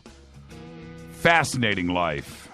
Fascinating life. And now, Gregg, you're sentenced. At that point, did you go straight to prison from there? Did they handcuff you and take you away? No, I went home for almost a month of finishing things up. I had dates to take myself, so I actually had my roommate at the time take me and drop me off at the front door of federal prison and literally walk me in the door and hand me off to them. Oh, man, what a trip. It was crazy. Like, he loves to tell a story because it's just so, like, surreal, like being the guy who hands your friend over to prison. Yeah, right. Well, I would almost say that I would like to sit and talk about prison food and what went on in there and stuff, but we'll save that for another show, actually, because we could spend 2 hours talking about what goes on inside of a prison. But let's move past the prison experience. And sure. The day that you walked out and you're heading towards the gates, right? Were you saying to yourself, you know what, I'm never going to touch a computer again. I'm a changed man. I'm going to go settle down, and thank you, God, I'm still alive. Was that going through your mind? Not at all. All I knew is I did so much of my life online and, through, like, those groups of friends that I had before. Right. And so I knew I was going to be a little bored. I couldn't go back to all the things I used to do, and I wasn't going to go back to any of the groups of friends I'd had before online simply because I knew at that point just how monitored I would be, and I wasn't going to put any of them at risk by going back. How long was it after you got out until you got another computer? Or did you have one and your roommate had saved it? Oh, I have the story that's going to upset everyone else who ever went to prison and got out, if you want to hear it. It's a quick one. Sure. So I had gotten a job in the Boston area right before I went away. I was being tried in New Hampshire, so I needed to be up here anyways. And the job was really understanding of my situation. And it's the craziest thing. They had this really devout Christian who was like at church at 4 a.m. every day before coming into work then. Like he was just that guy. And he thought he could fix me. And he let me know every day. Now, you know, just for the audience, I mean, I am an atheist, so it was going to be really hard for him to convince me of any of that. But he was a great guy. And so I go to prison, and he knows it. And I'm not completely sure, but he's told me I've got my job when I come back out. You know, we'll just call it, you know, a 3-month vacation, you know, hoping that I get the good time, right? Right. And so I walk out, and one of my coworkers is there waiting for me in the company car that they're going to let me use for the next few months so I don't, you know, live without a car. He drives me to the apartment that they've already set me up in, where all my stuff has already been moved to by 2 of my other coworkers, and shows it to me and hands me the keys and introduces me to the landlord. And then an hour after that, he's taking me back up to the office where I got a promotion and a new desk. And so I'm sitting there like wondering what on earth is going on. I really still, even though they had sworn to me that I had my job when I got out, was still kind of questioning whether I did, you know? Right, of course. And, you know, one of the interesting things that happens when you've got, you know, parole afterward is probation afterward, is you have to go see your probation officer the next morning. Like, they give you that day to kind of acclimate, but you better be at your PO at 7 a.m. Even if they don't want to see you till 10, you better be there. You don't want to mess up your first day out. Right. And so I get to my PO the next morning, a few towns over, and she calls me into the office, and I'm sitting there, and she starts going down this pitch that you know she's repeated a million times, and you can tell she doesn't even want to say it. And it's, we're going to help you get some housing, you know, in a minute I'll ask you kind of where you stayed last night, you know, here's, you know, some job programs we're working on to help you maybe find some work. And she was like a few sentences in, and I was trying to get her to stop without being rude because I don't want her first impression of me to be bad, you know. And finally she noticed that I really wanted her to, you know, shut up for a second. And I said, you know, I think the only way this works is if you walk over to the window with me. And she gave me this really skeptical look like, I don't know, is someone going to shoot me through the window kind of a look, you know? And I said, I want you to see the car. And the car had the logo on the side of it, you know? So I walk over and I say, so that's the car I drove here in. It's my company car.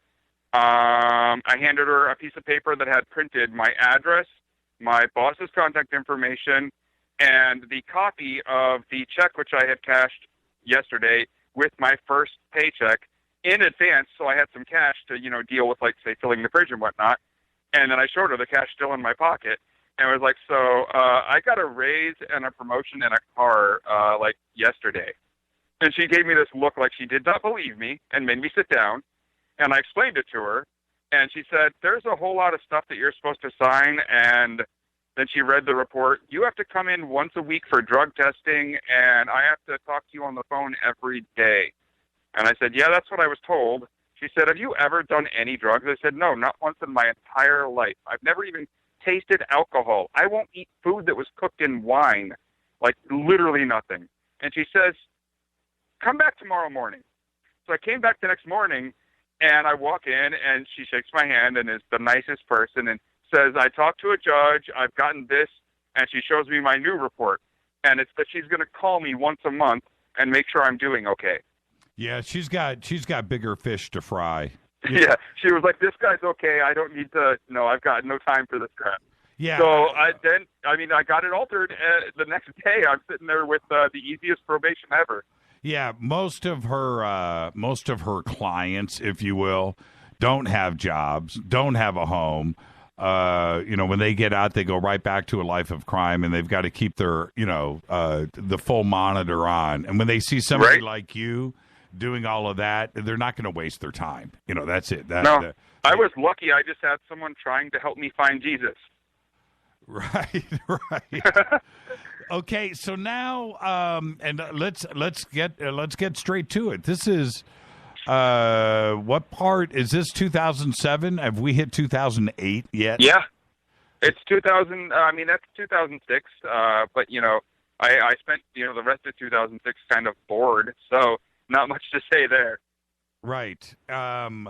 And everything went down with Anonymous in 2008. So tell me about that year of 2007. What was going on in your life, and how did this Anonymous thing start to enter your life? Well, I buried myself in my work. I felt obligated to pay this man back for what he had done for me, and again, just coming out of prison, you expect life to suck for a while, but he had really just made it the easiest transition anyone I think has ever had, right? Yeah, cool dude. Yeah, I mean, yeah, just amazing. And so I buried myself. I was doing 12, 13, 14-hour days, and then going home so tired that I didn't really have time to focus on anything else. Veg out with a little TV, go to sleep. It was just months and months of that, right? And it starts to really become so boring that I need something. So I was looking around on the internet trying to find a community that kind of, fit where my head was. And I ended up on 4chan. And for most people, that's a really horrible sign, and you might need to get a psychologist if your head seems to fit there. But for me, it just worked. It kept me from being bored. They were always doing fun stuff. It wasn't really Anonymous as its, kind of final, form that we know today, but it was the beginnings of that feeling of what Anonymous might be. And so there was the Habbo Hotel raid, there was the Chris Forkand raid, there was the Hal Turner raid, little things like that, but they weren't giant on this big scale, but it got me through 2007 with stuff to do and people to kind of talk to, and it got us up until January of 2008 where everything sort of hit the fan. Did you expect the Hal Turner thing was just bleeping brilliant, right? Yeah. It was divine perfection and intervention all at the same time. How did that make you feel? It must have been wonderful. Well, it was Hal Turner was a happy accident. At first he's just this guy who's fun to mess with because, well, he responds. And he's this super racist bigot. So you can really toy with those people if they respond. And so we were just having fun, pranking his radio show, calling him at home, just everything you can imagine for just fun. But it started to get dark, and over a relatively short period of only, a couple weeks, it turned to the point where threats were being made and where real legal, threats were being made, like people were going to get killed kind of threats. And it turned out that this guy was not only just racist, but also, far-right neo-Nazi type and associated with groups like that.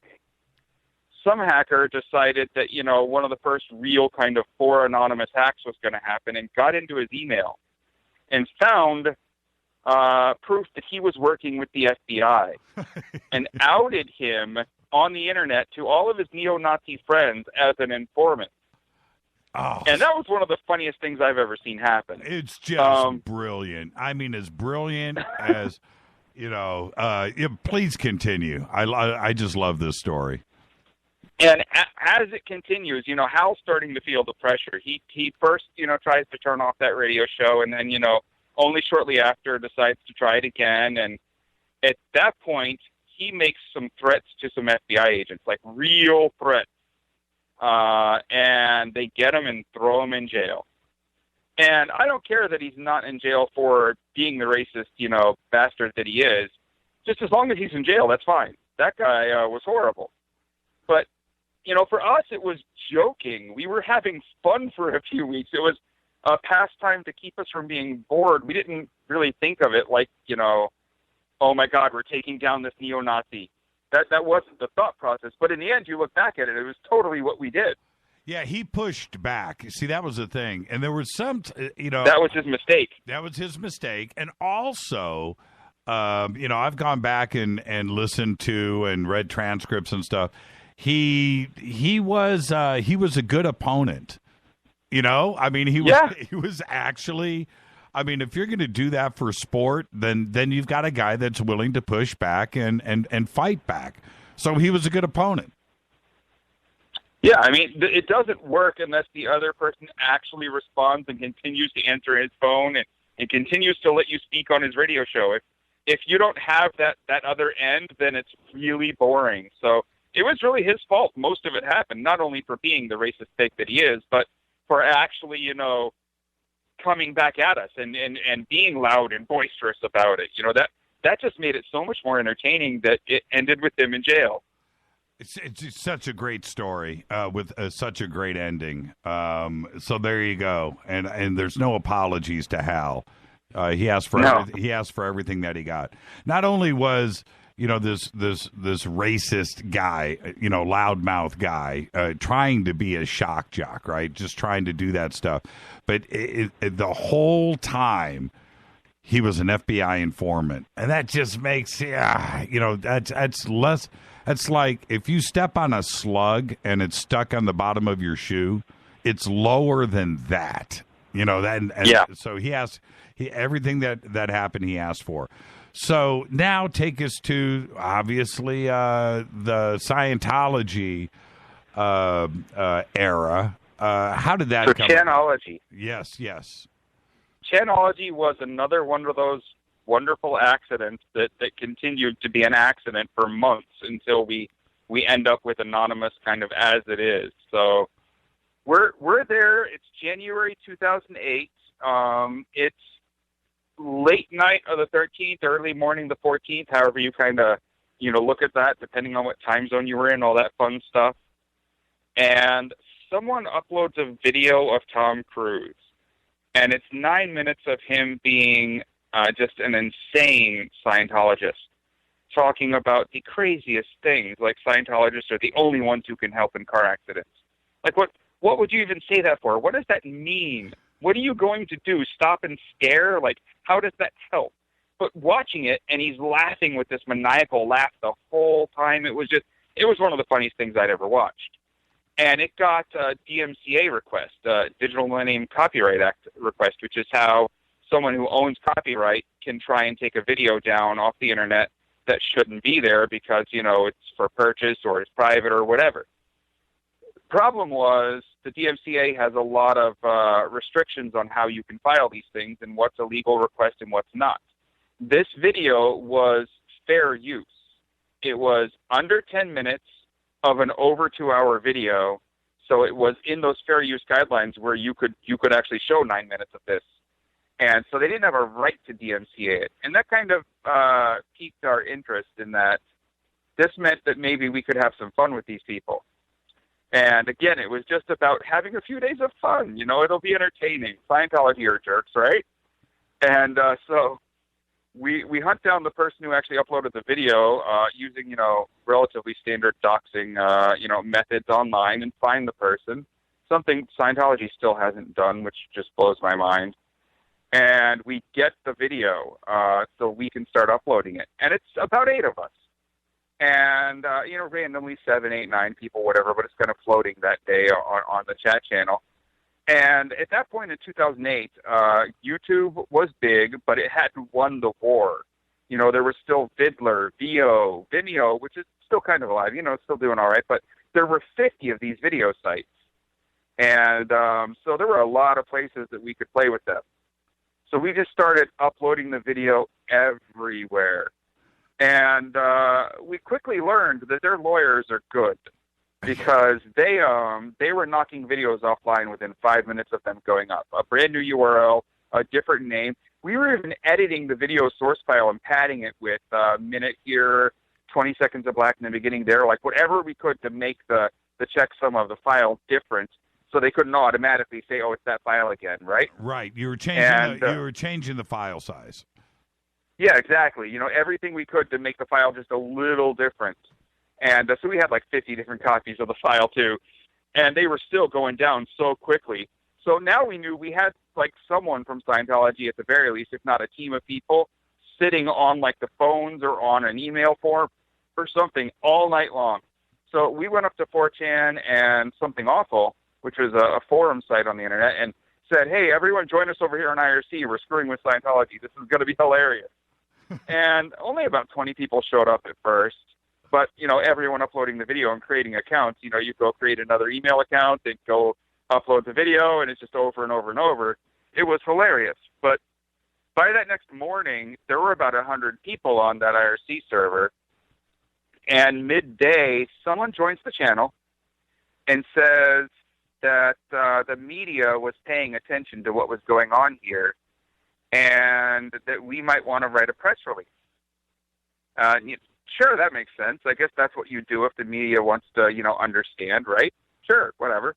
We'd never done that. We had no clue what a press release even looked like. So that kind of original group of us of about 8 or so popped off to the side and went into our own little channel away from the kind of main public one. Yeah, can you, just for grins right now, it's okay if you can't, but who were the original 8 besides yourself?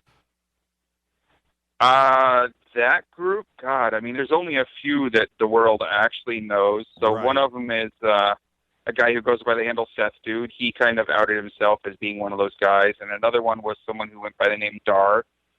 She left a long time ago, and she was outed by other people, and all that information is massively public. Right. I think most of the others from that original group are pretty private, so I'm not going to say. Fair enough. Okay, fair enough. You but know, yeah. I have to ask, right? Okay. Of course. I took my... So we're off in that little side channel, the few of us. Right.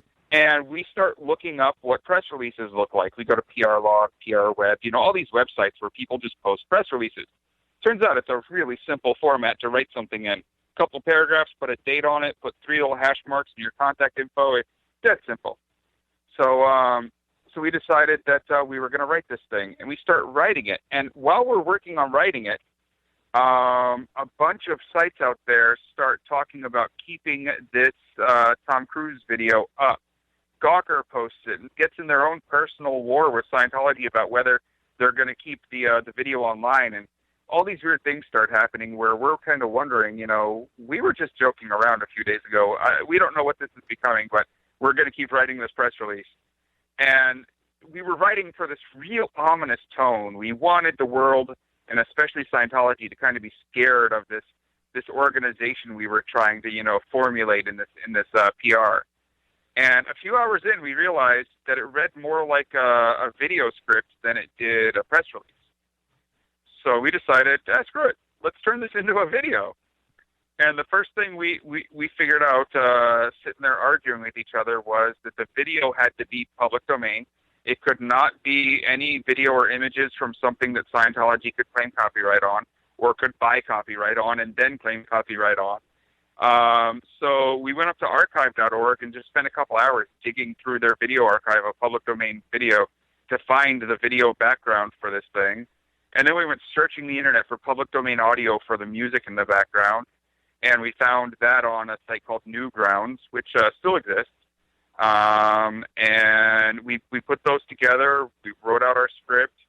We used AT&T's piece of software called Sepestral David to read the script in that computer voice.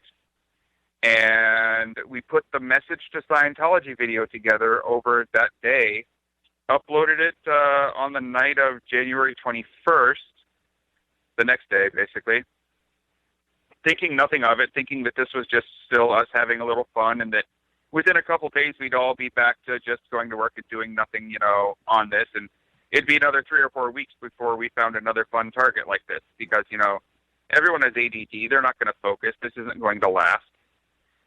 But, you know, I go to sleep after uploading that video, and I got woken up early the next morning by a phone call yelling at me from my then girlfriend that the servers were offline, that the video was currently playing on CNN if I turned on my TV, that everything was going crazy, and that I needed to get up and get over here and try and help. And we realized we had DDoSed ourselves, a distributed denial of service. Right. That's exactly what happened. Hey, Greg, really quick, before we hit this break. So where was the video shot in your living room? Was it shot in a friend's living room? Yes or no? Tap your leg twice, and I'll hear it from you. The video was put together in a room in the United States. Okay, that you were in. See, I already know the answer, everybody. I'm just seeing how far I can push Greg. Yep. Okay. All right. I know this game. And how many other people were present? You have somebody behind a mask. You have somebody holding a camera. Was there? You come at it from like 5 or 6 different angles. You're still getting the same answer from me. But I just want to know. It was mostly an online collaboration. I mean, there was very little real world stuff. Yeah. But how many people today get to enjoy and laugh at that moment that were actually present at history being made? That's the question. A very small number. Under 5? Who loves you, Greg? Who loves you? Hal Turner. Hal Turner does. So now, when you guys finish the edit, right, and you guys go back and you look at that and you listen to the voice on it and you sit back, did you guys honestly, I know your girlfriend called in the middle of the night, but did you guys know that history was being made at that moment? Did you have any clue? Not even slightly. None, no. It's a complete accident. Waking up the next day with 10,000 people trying to get on our IRC server, we had no clue what we were doing. We just thought the video was cool. We thought we had done a good job in making the video, but we didn't think this was happening. Who was the original voice? Sepestral David. It was literally a piece of software. That's not a real human voice there. Just reading script, right? Yeah, we had to write in a very weird version of English to get it to actually read it, at that level. It might only be 8 years ago, but the technology to read text to speech was way worse then than it is now. And whose idea, because it was brilliant, whose idea was it for that? And did you do it because you didn't want to have anybody implicated in the future, maybe? I don't know. Did that enter your minds? We didn't want them to be able to point and say, that guy said those words, because some of those words, could be taken out of context and possibly thought as real-life threats. But we made no actual, threats of physical violence in any of that. But you never know with Scientology, so we wanted to make sure that that wasn't a human being. And who wrote the line, "We are Legion"? We are Legion, we do not forgive, we do not forget, as a kind of 3-liner, and there were a couple other random variations on it, had been in use on 4chan for almost a year. Right. On and off. There was a specific person who, when working on that script, came up with the idea to throw "expect us" on the end. And we're all sitting there fighting with the script for an hour after we think it's done, but we just don't feel it's done. And he throws out a version of the script that has that "expect us." It's the very last line. And I tell you, right when that hit the screen and we all got done reading it, we all just said, "Done here. That's it. You win. The whole internet, it's yours." Who's got the original mask? The one from the first video where we used the mask, I still have that. It's bleeping brilliant, man. And do you ever wear it around the house? Tell me the truth. No, I mean, I've worn it for a couple documentarians who have wanted to see it, but that's about it. That's it? You don't put it on and run around the house and chase your wife or anything like that? Those masks aren't comfortable. Like, the one that I do wear when I want to wear a mask for something, I've modified a lot. And I don't want to modify the original one. No, of course you don't. Our guest tonight is Gregg Housh. We are talking Inside Anonymous Part 2 from the man that was at the center of the known universe. I'm your host, Jimmy Church. This is Fade to Black. More with Gregg Housh right after this short break. Stay with us.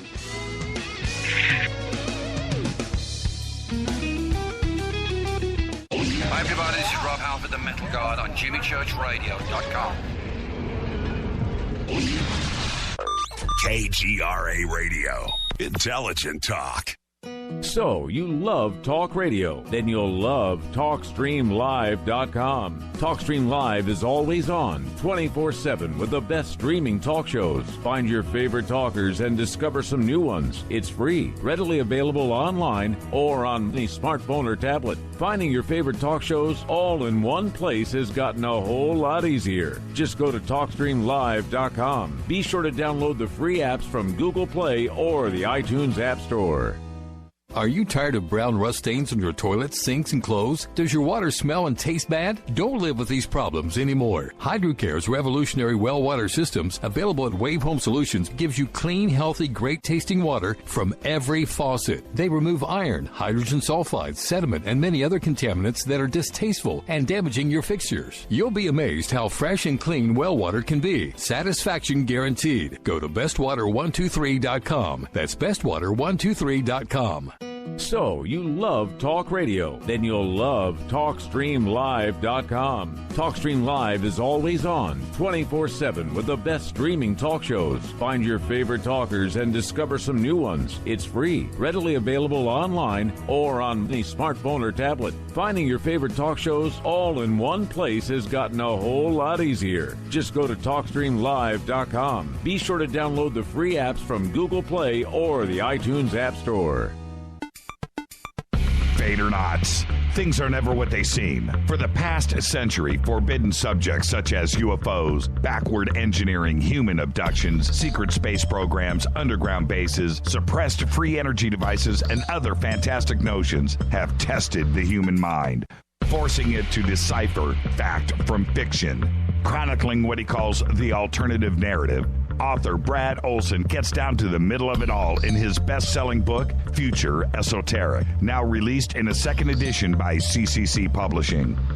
And now, you can get Future Esoteric at a special price, plus another free book by just using the promo code Jimmy when you check out. Just click on the Future Esoteric or CCC Publishing banner at jimmychurchradio.com. Go Beckley Teppy.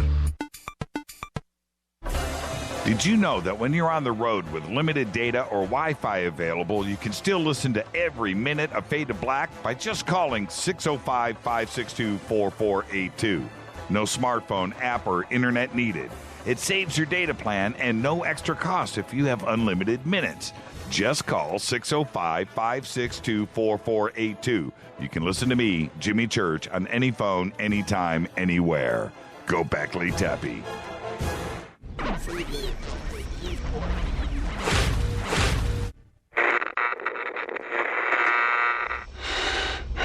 You want to know a secret? I love ponies. I really love ponies. I'm serious. I couldn't stay sane without ponies to brush. Why Fade to Black? Because you never got that pony, damn it. This is Fade to Black with Jimmy Church on the Game Changer Radio Network and KGRA, the Global Radio Alliance.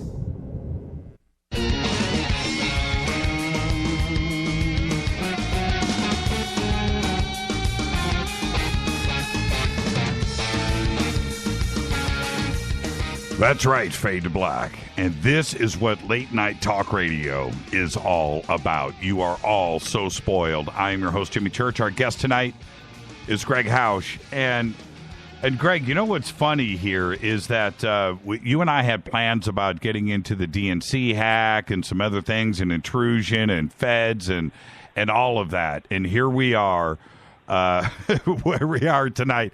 This is what radio is all about, and I want to thank you for that, man. You let it all hang out tonight, and it's just a brilliant conversation.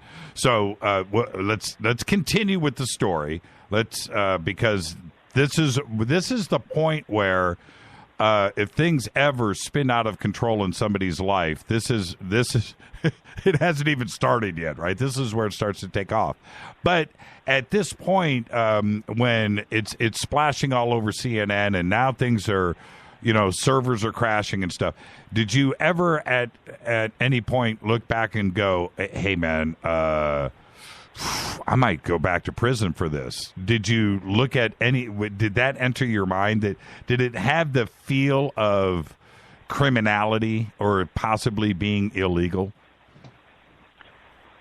So, for the first couple weeks there, you're moving at such a pace that, with little sleep and everything going so fast, and then suddenly it's on the news and everyone wants to know. And it's going so fast. You don't really take the time to think about stuff like that because every minute your mind's focused on the next task, right?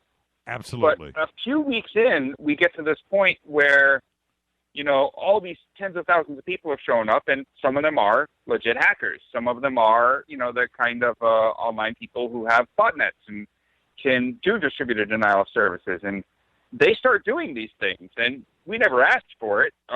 We didn't really care that they were doing it either. I mean, I'm not a fan of Scientology, so I'm just not going to ask people to do it because I don't like conspiracy and RICO and racketeering and a million other ways they might find, to get you involved in what that other person did.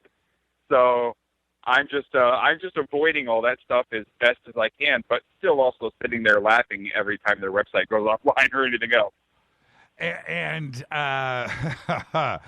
the fantastic thing about all of this is now you've got two opposing groups. And I was talking to Biela about this last night. The brilliant thing is the accident that happened, and brilliant things are usually accidents. It doesn't matter if it's a guitar solo that's brilliant. It's an accident, right? So now we have two opponents here that are not going to back down. So this is gonna be a brilliant thing to watch and play out. And did you have that same feeling too, that they didn't realize that the harder they push, the more we're gonna push back, and vice versa?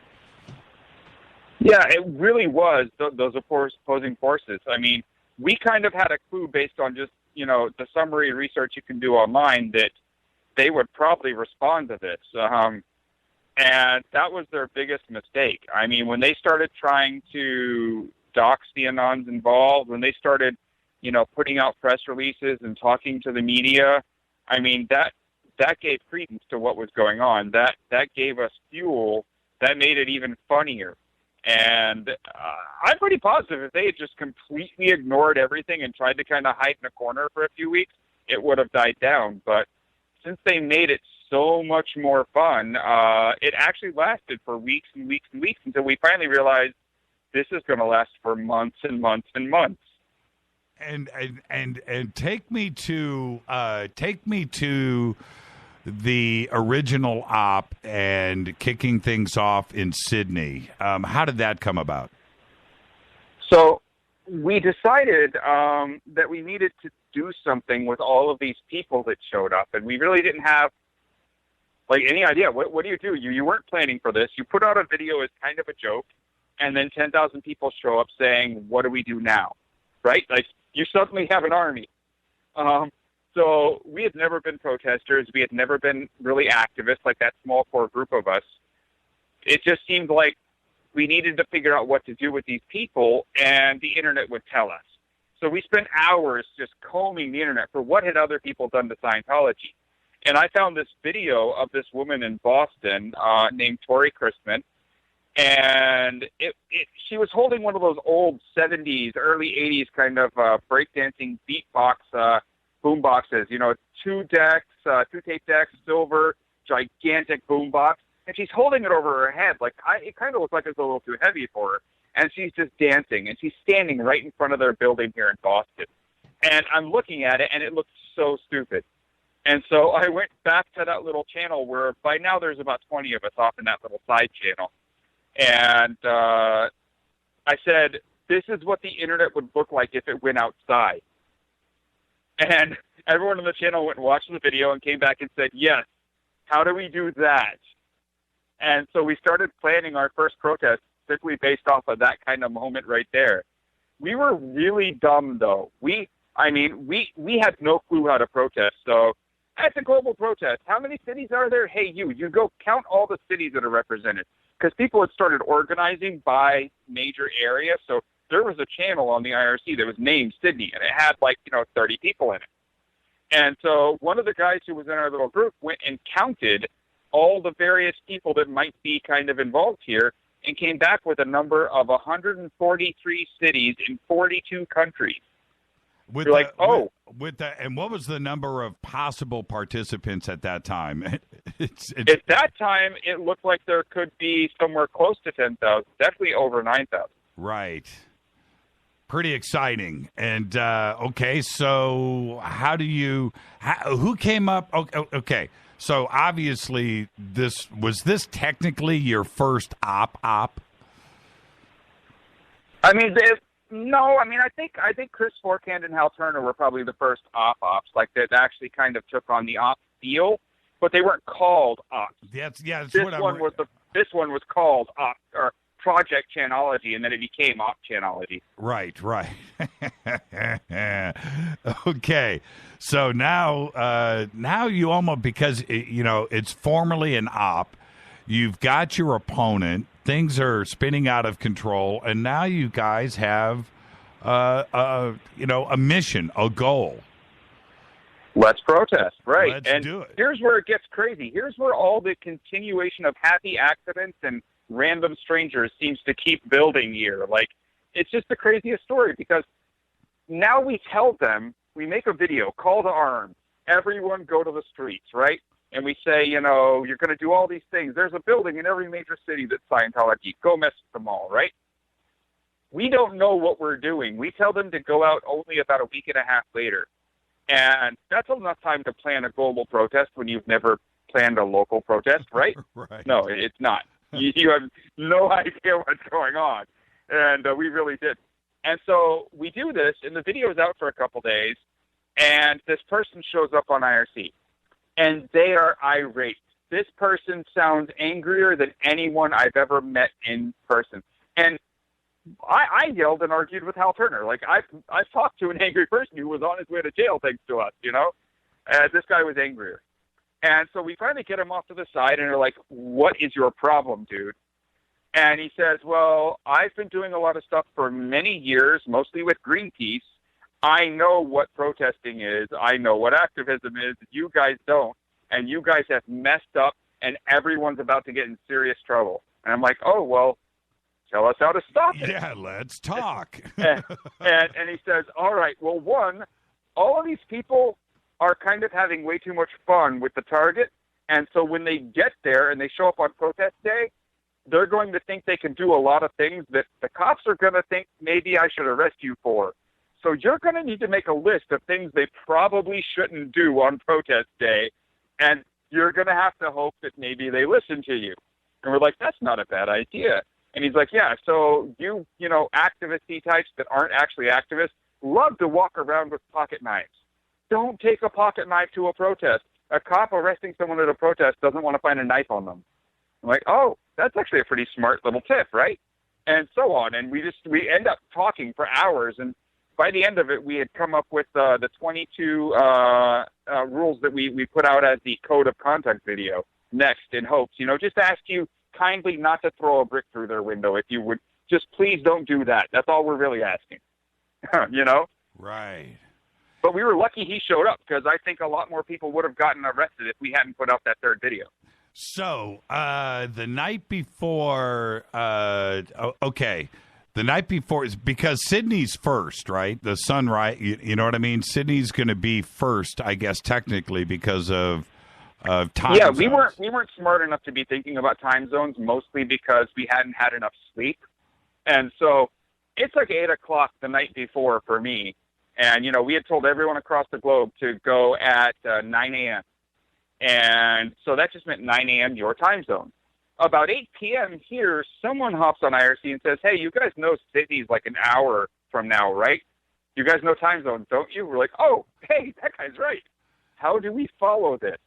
And the one thing, listeners, you really got to kind of, understand and remember, back to the dark days of 2008, most phones didn't have good cameras, and most areas, especially in countries like Australia, didn't have good enough internet where your camera was uploading images at any good pace.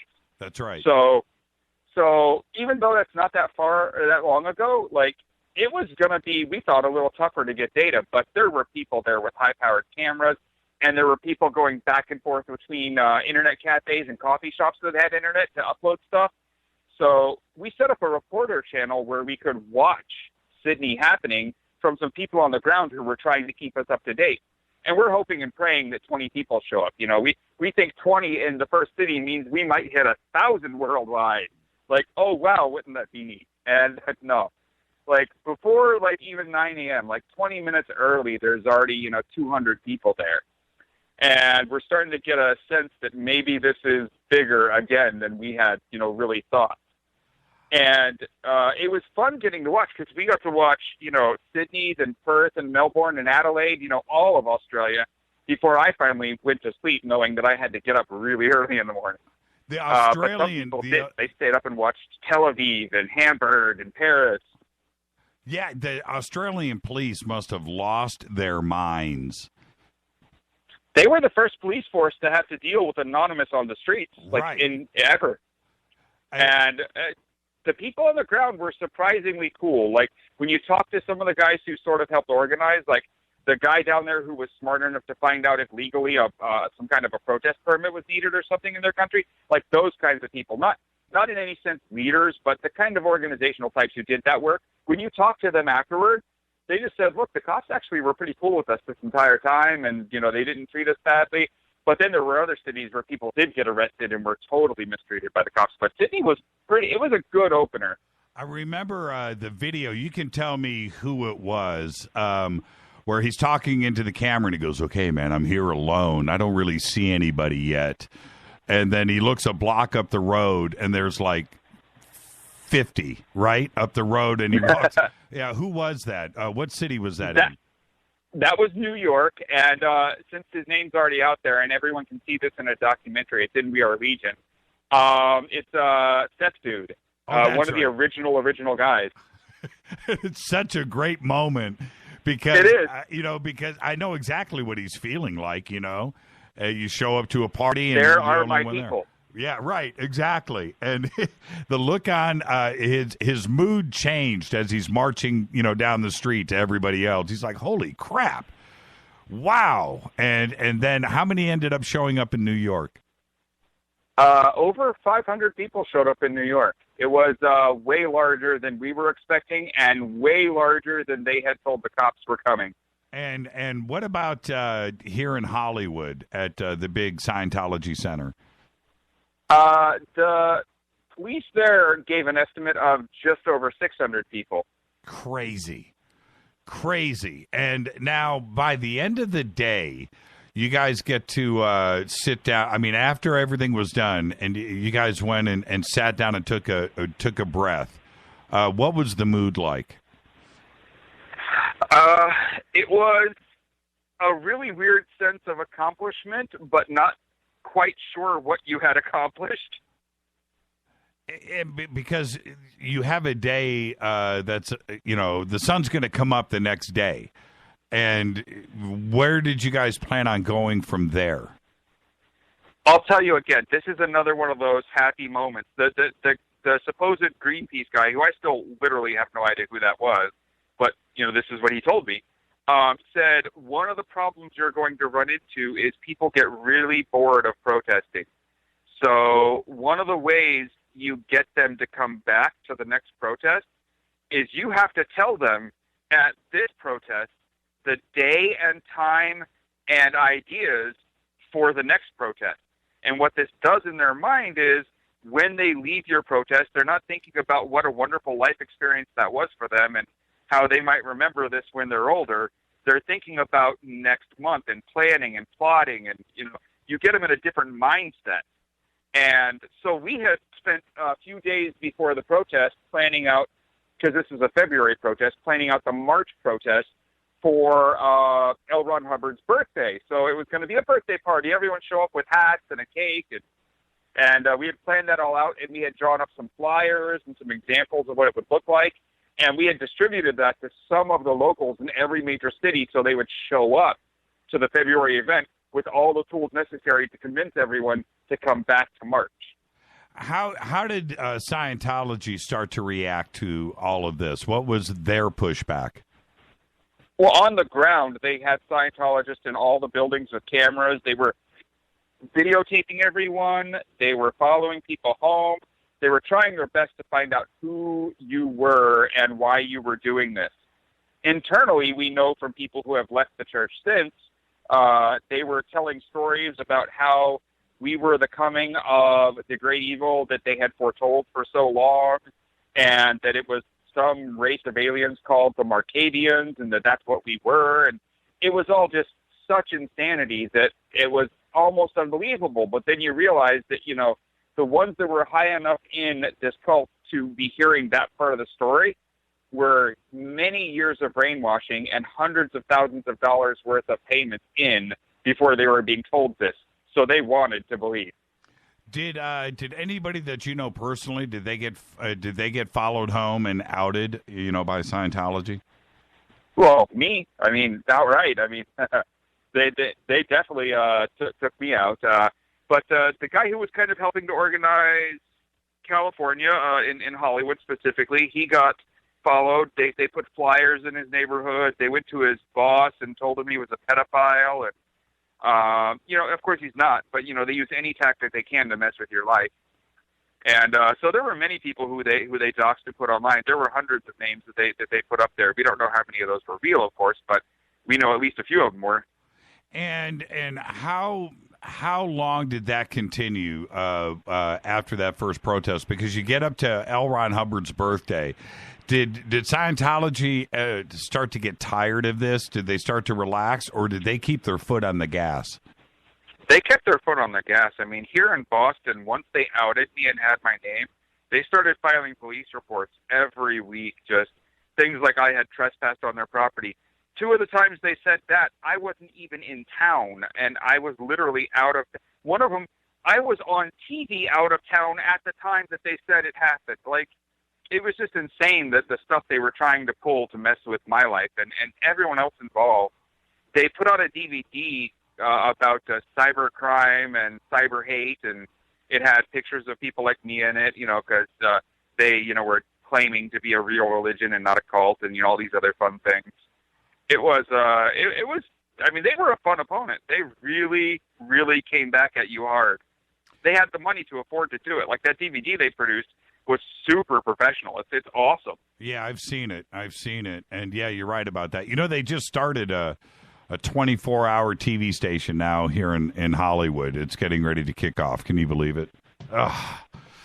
They have the money to afford it. Well, it makes you wonder why they haven't done that before, actually. So it's not that surprising. And they've had their movie company forever, whatever it's called, Golden Harvest or whatever is out in Palm Springs. But for them to make this big announcement that they're starting a 24-hour TV channel is like, why haven't you done this before? But I don't think, in my opinion, that Scientology's ever really recovered from what you guys did. I don't think that they are the same. The big thing to say there is the one win that I'm really proudest of is the media. The media are an interesting group of people that aren't the funnest group of people to deal with, because you've got to manipulate in order to get them to do anything you want. But there was this really strong power dynamic between Scientology and the big media. And it was based off the fact that Scientology would sue you out of existence if you said one thing about them in your newspaper, your magazine. Time magazine, big, wealthy corporation, with such a storied history, in 1991 put out a news article called The Cult of Greed. And they were sued hundreds of times. It was really one time per sentence of the article they were sued. Now, they fought and they won every single case, but they also vowed not to cover Scientology again because that was too expensive. And that set a precedent in the industry that we couldn't talk about Scientology because they could end us. And the next big group to try and do it was a group called the Cult Awareness Network. And they started putting out stuff like that and trying to actually help Scientologists get out of the cult and a few other cults. And Scientology's response was to buy the parent company and then take over the Cult Awareness Network and to drive people from other cults into theirs. So it had just become this world where you couldn't talk bad about Scientology or you were in trouble. And so what we wanted to do with our initial protests was make it so sensational and get the word out there kind of behind the scenes to everyone in media that you're all going to cover this. Because if all of media is covering it, if it's on every news channel and every newspaper, on the cover of every magazine, then they can't sue everyone. They have to give up on that idea. And we accomplished that. And now you can't go to the grocery store and stand in the checkout line without seeing something negative about Scientology. You just can't. It's everywhere. Yeah, and so, pretty much. What I think that accomplished, what I really think that gave us and the world was the recruitment base, the ability for them to find teenagers and early 20s people who had never heard of them is gone. Everyone that they try and recruit at this point has heard of They're Crazy and has seen them all over the tabloids and the news channels and everything. And that's really making it hard for them to bring new people in. So after, and we're going to hit a break here. Do you want to do it? Yeah, you know what? I'm going to force you into it. We're going to do 15 minutes of overtime after this break because we have to resolve a few things. But at this point, let's move forward in a linear sense in the timeline. And move past Scientology. Did you have any idea at that point that the things for Anonymous were going to turn possibly political, possibly this, dealing with corporations and the banking system and foreign governments, what was in the future? Because that was 2008. Here we are in 2016, and it's a brave new world. Did you have any idea in 2008 that in 2016 that Anonymous would be where it is today? No. Simple answer, absolutely not. And did the feds ever come back at you after Anonymous? Were you back on their radar? Yeah, a few times. It was quite hilarious. My favorite one was they came at me because a hack that was done by someone that they knew I knew, not in real life, but they knew I knew him online. And they wanted to know why the person had done the hack. And I'm sitting there like, you understand, you don't talk to the feds. It's just a thing you don't do. But they had literally brought me, here's the hack, and here's the press release that the person put out. So I'm looking at the press release. Now, I already know exactly why the person did it, and it's exactly what he says in the press release. So I sat there and I said, all right, so what don't you understand? He literally tells you right here why he did it. And they're like, well, can you explain it to us? And I actually read this other hacker's press release to them, again, the one that he had posted online for them to read, and it was trying to figure out what part of English they weren't getting. And it was half an hour of just hell as they asked the dumbest questions about the word choices he was making. I was like, no, he really means what he says here. Like, do you just not believe that? Wow. Like, it was crazy. Wow. I mean, that's all I have to say. And did the federal harassment continue? Does it? We've got 30 seconds before the break. Does it continue to this day? It's been about 6 months since they tried to ask me any stupid questions like that, and it's been about a year and a half now since I read them another press release that literally was put out publicly for them to read that they, for some reason, couldn't understand. I love your quote from earlier. We don't have software for that. The feds. This is Fade to Black. Our guest tonight, the one and only Gregg Housh, and we are talking Inside Anonymous. And I'm going to get Greg to do a few minutes of overtime here because we have a few issues to resolve. This is Fade to Black. I'm your host, Jimmy Church. You can follow me at JChurchRadio, and you can follow Greg at Gregg Housh. This is Fade to Black on the Game Changer Network and KGRA, The Planet. I'll be right back.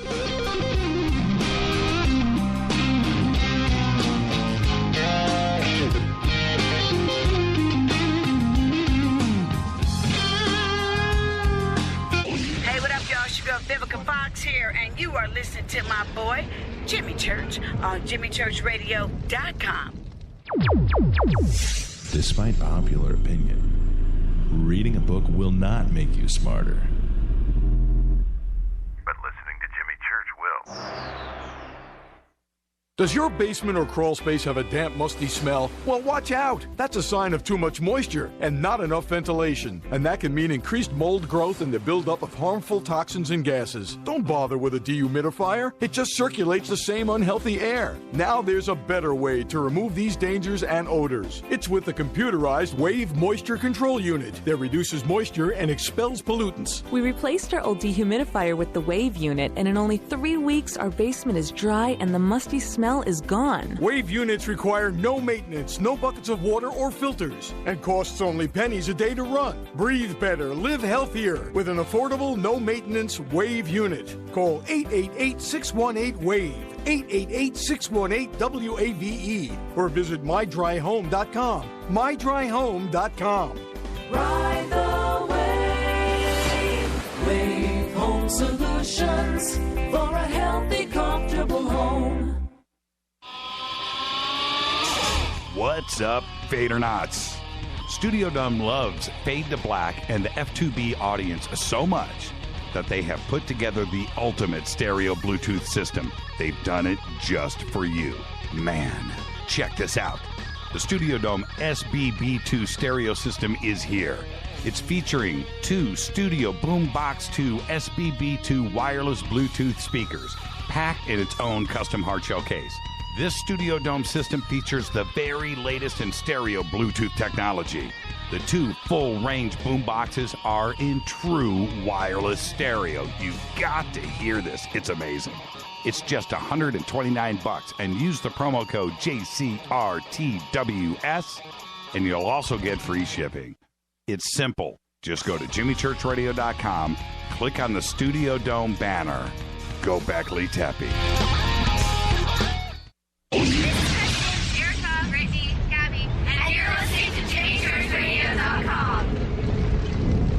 It's not a lifestyle we chose.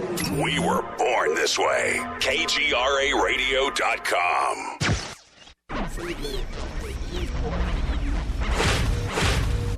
This is KJCR at JimmyChurchRadio.com.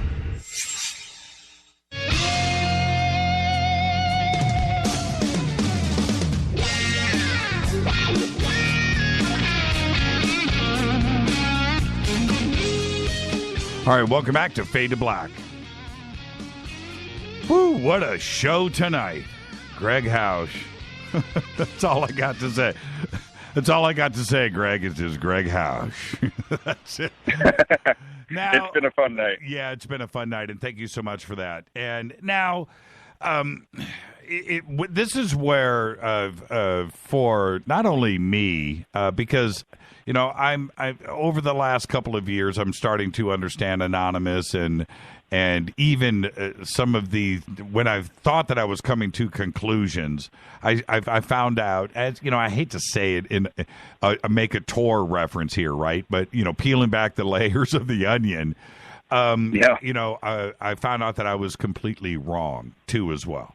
So, in the interest of public information, let's clear up a couple of things, because I have had people come up to me completely spun around about Anonymous, and it was also the way that I actually felt too for a while. So let's get some basic things out of the way. As fundamental as these answers are going to be, they kind of need to be the final say in things for people so that they don't question things moving forward, such as how there is no, some of these are yes or no, so let's just bang through this.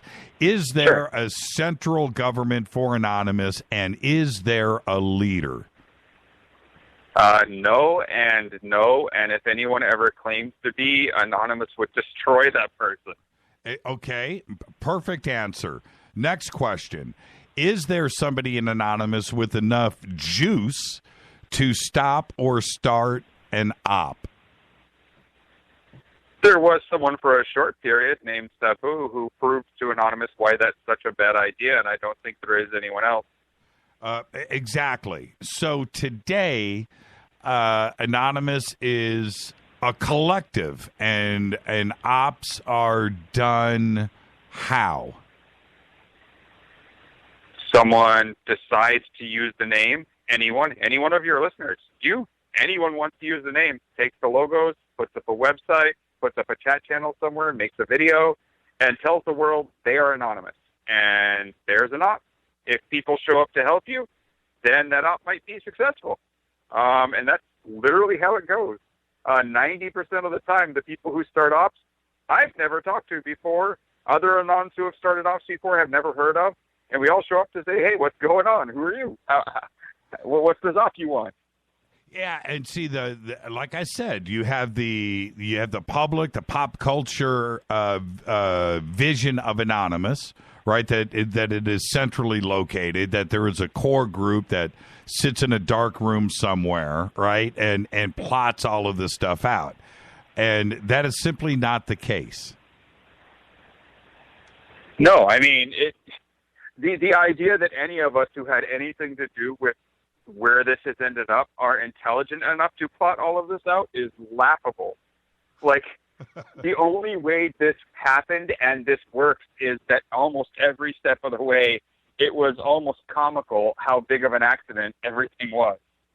Now, today, the name Anonymous, which scares the crap out of any bank, any corporation, certainly Mr. Robot comes to mind, by the way, scares the crap out of anybody. And you don't want to be on the wrong side of Anonymous, but yet it's an intrinsic value.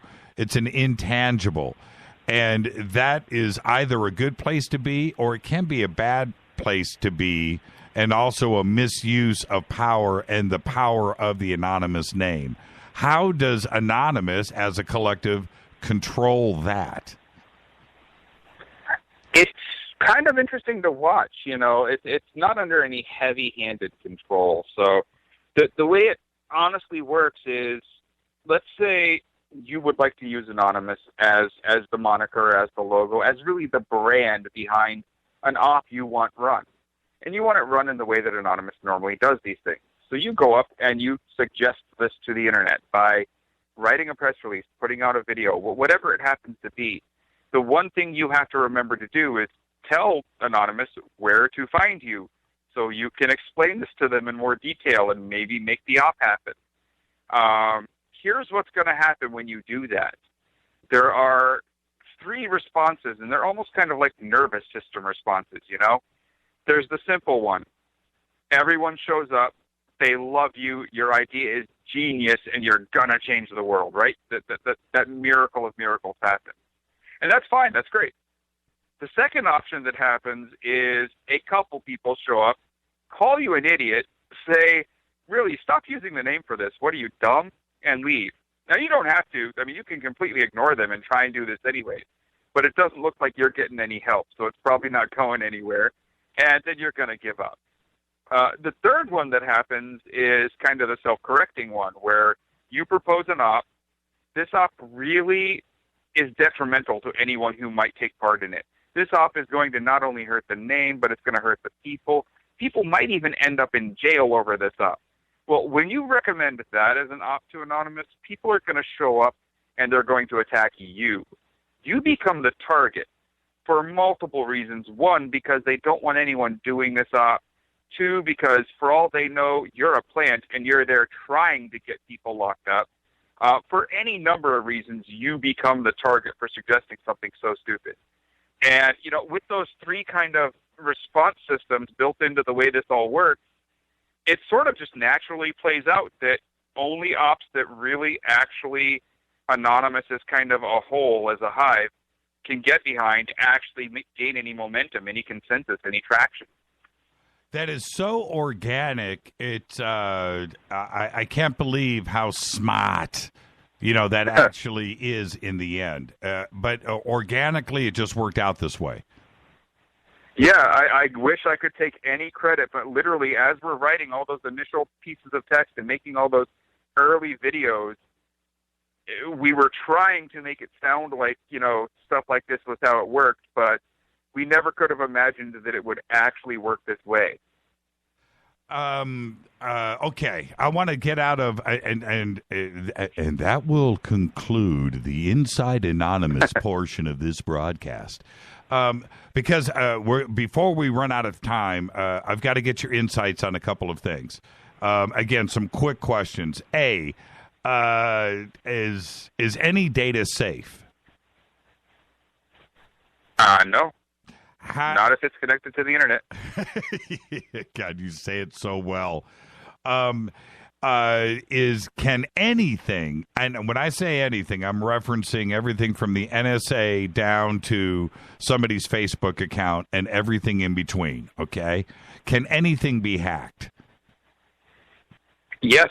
It just depends on the level of hacker that is chosen to go at it and how dedicated they are to get through it. The most difficult situation is in front of the most brilliant hacker, okay? The most difficult situation, but you've got the most brilliant guy. How long does it take him? If there's a way purely online to do it, 5 minutes. If it requires a play where he's got to do something kind of what we call in real life first, offline, right? It could be a week, it could be 2, could be a year. Maybe there's research, but on average, it's about 5 minutes. That's frightening. And with that knowledge, I mean, the fact that everything in the world isn't hacked all the time, what is preventing a worldwide collapse like what has happened in Mr. Robot? 100,000 things. One, getting hackers of the skill level to pull that kind of a move to actually work together and concentrate long enough to do something like that is really hard.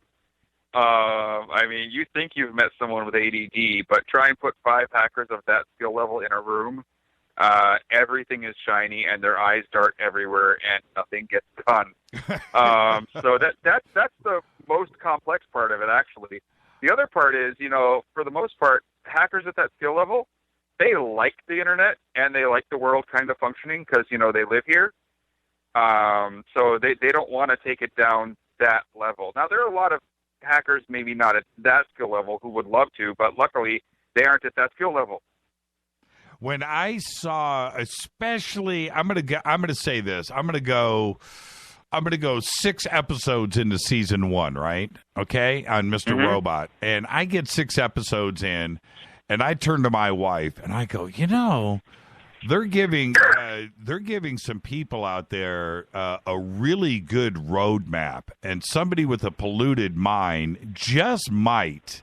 Did you ever think about that with Mr. Robot, that just maybe you're giving somebody the wrong idea that could have the capabilities to pull that off?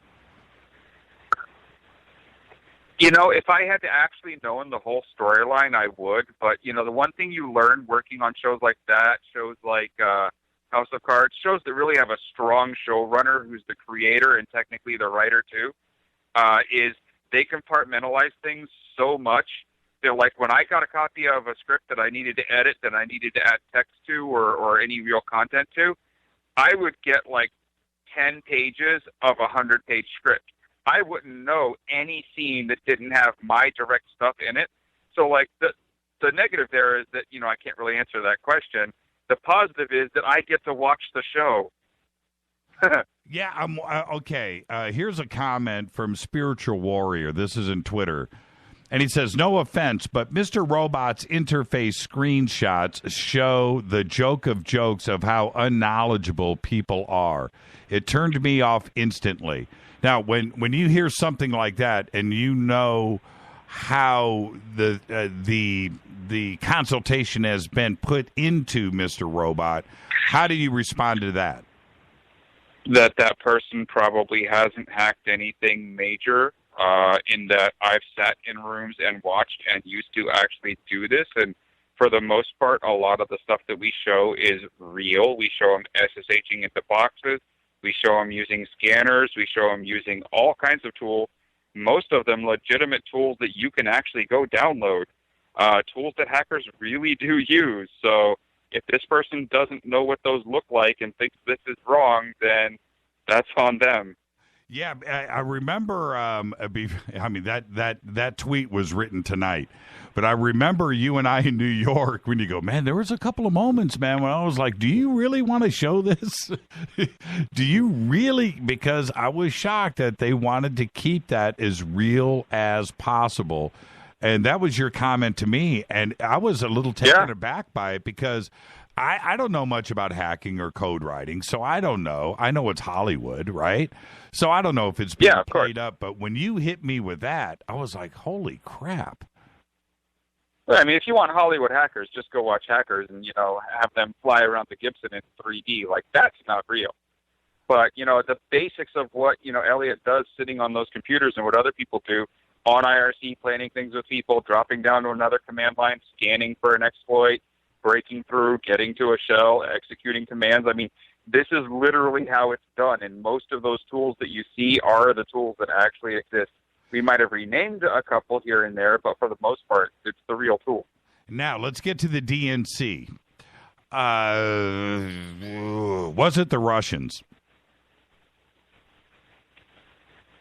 We don't know, and for the most part, we won't be able to know in any factual way.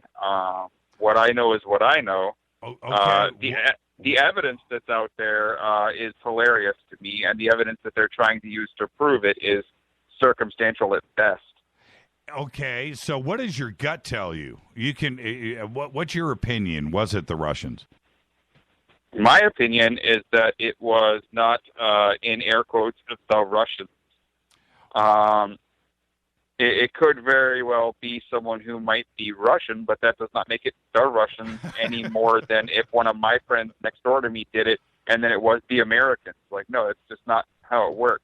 Why do you think Washington wants to point the finger at the Russians? Are they trying to get somebody else inside the United States or anybody to stand up and go, no, it wasn't the Russians, man, it was me?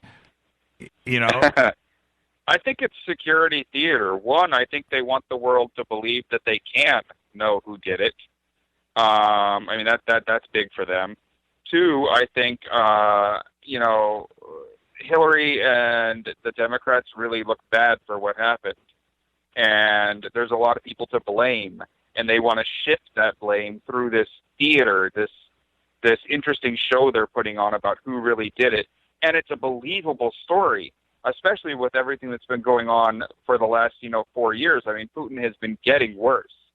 So people will buy this. You don't have to convince them too hard. This is what I find fascinating, Greg, and I would love your opinion on this. When it comes to not only the DNC, and we know how the NSA and OSI, the Army, not only the Army, but the military in general, including the Air Force and the Navy and the cyber intelligence and the cyber crime wings that they have today, those guys are pretty smart. They know what's going on, guys and gals, and they probably know a lot, but they're not really talking about it now. But let's back up for a second. Forget about the DNC. I am sure they know exactly who, what, and where that DNC hack happened. I'm pretty confident in saying that. But backing up to the Hillary email on her server and the missing emails, don't the NSA, they've been collecting everything in the known universe, right, for the last 15 years. Don't the NSA have Hillary's missing emails, and they were never missing to begin with, and they know, and they're not saying anything? It's likely that they don't have them, actually. I mean, the thing with what they were doing specifically was, one, they were capturing a lot of metadata, which still they shouldn't be capturing. But when they wanted an email address, they would go get it. So they had to have had someone in the NSA say, we should go get all those, and then done the work to have gone and gotten them. Now, they could have easily gotten them if they wanted to without even, no permission, no judge, no nothing. They could have hacked in seconds with their tools. Right. Did they? We don't know if they did or not. I mean, I just don't think for a minute that they were automatically taking them as they go. They would have had to have decided to do it. If they did, hey, on them. But I know just from even what we've seen with the WikiLeaks releases that a lot of other people went and got them. Yeah, and see, this is what, and answer this for me if you can. When we hear the stories about the NSA collecting everything, not only phone conversations and text, but that doesn't that include the basic text and raw text of all emails that are sent and received? No, and it doesn't include the raw text of all text messages either. It's the metadata that you texted this number. It's not the text of the number unless they choose to go specifically at you. So the volume of data that they would have if they were doing that to email, text, and phone, I mean, we don't have big enough buildings on this planet to store that amount of data. It's just not a thing that exists. We don't have that technology. Even when we look at like, oh my God, you know, they have technology that's 5 years out from what the public sees. We don't have that technology for 10 years. What we do have is the ability to monitor most of it through the metadata about it all, and then to target specific people with heavier monitoring where they are recording actual emails, actual text, actual, you know, phone calls. But that's on a very targeted basis where they're getting everything. So then they have the metadata from Hillary's missing emails. At a minimum, they have that. Yeah, I mean, still, like I said, I mean, we just don't know if they have all of the actual emails. If I was there, I would have assumed them relevant enough to go get, but, you know, we don't know either way. That's just kind of where we're stuck with almost anything with the NSA. It's a fascinating world that you live in, and I want to thank you again for coming on and of course, doing 4 hours the other night on Coast. And yes. Yeah, that was a lot of fun, and I want to thank you for that. But also, I need to extend an open invitation for you to come back on the show because we have all of the modern situations that we are in, not only with the feds and the OSI and the NSA and intrusion and hacking and what is going on in the world right now today. And I would love to bring you back on the show and continue this conversation. Absolutely. Name the time. You got it. Gregg Housh, everybody. Now, Rebel News. What's the status with Rebel News? Rebel News, it turns out, is really expensive to run if you do it right and you research things correctly and you don't want to get hit with libel suits. So an editor, writers, you know, all that fun stuff, you've got to pay these people. So I am working right now on getting the funding to restart it. I brought the website back from kind of the dead only about a month ago, and I think I'm about 2 months out from restarting it. Although all the current articles and everything that we wrote before is still there. Okay, so when that gets cracking again, we'll get you back on the show and we'll make the grand reopening announcement for Rebel News. And in the meantime, what's the best way for anybody to contact you? Twitter, if I'm not on the radio, I'm sure there's probably 20 or 30 messages right now waiting for me, if not 100. Because I don't look at screens while I'm talking, but that's usually the easiest way to get a hold of me, and I'll follow back if you ask me to, and then we can DM. There you go. Gregg Housh. Hey, Greg, be safe out there, man, and keep rolling that rock uphill, my brother. All right, you too, man. Thank you so much, Greg. All right, bye. Bye. Gregg Housh, the absolute very best. And listen, the show tonight, and of course last night with Biella, these are two people that were not only there at the very beginning, but to have them come on the show and share that experience with us. With Biella, it's one thing. She's a professor. She's tenured, and it is what she does. But for Greg to come on and speak so directly about things that, you know, not only are not out there in private as they probably should be, but it's also a way for everybody when it comes to Anonymous to actually understand what Anonymous is and where they are today and how it got started. And that happened tonight with Greg, and I want to thank him for coming on tonight and being so open. And I didn't even mention it to him while he was on the air for our 499th show. It was a very special presentation tonight. And again, I want to thank Greg.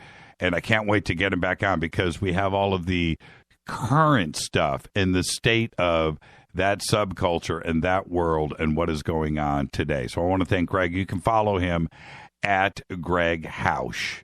at Gregg Housh on Twitter. There you go. All right, now moving on. Before we close out tonight, remember, tomorrow is our 500th broadcast. It's a very special presentation tomorrow. We're going to have a whole collection of top 10 lists. A bunch of very special guests are going to be coming in tonight, my favorites and yours. So tomorrow's going to be a very special show, our 500th show. You don't want to miss that. And with that, I've got to get a couple of news bits out of the way that are extremely special. And I'm going to leave you with this. Lucifer, Beelzebub, the fallen angel, whatever you like to call him, the devil may be coming to a school near you.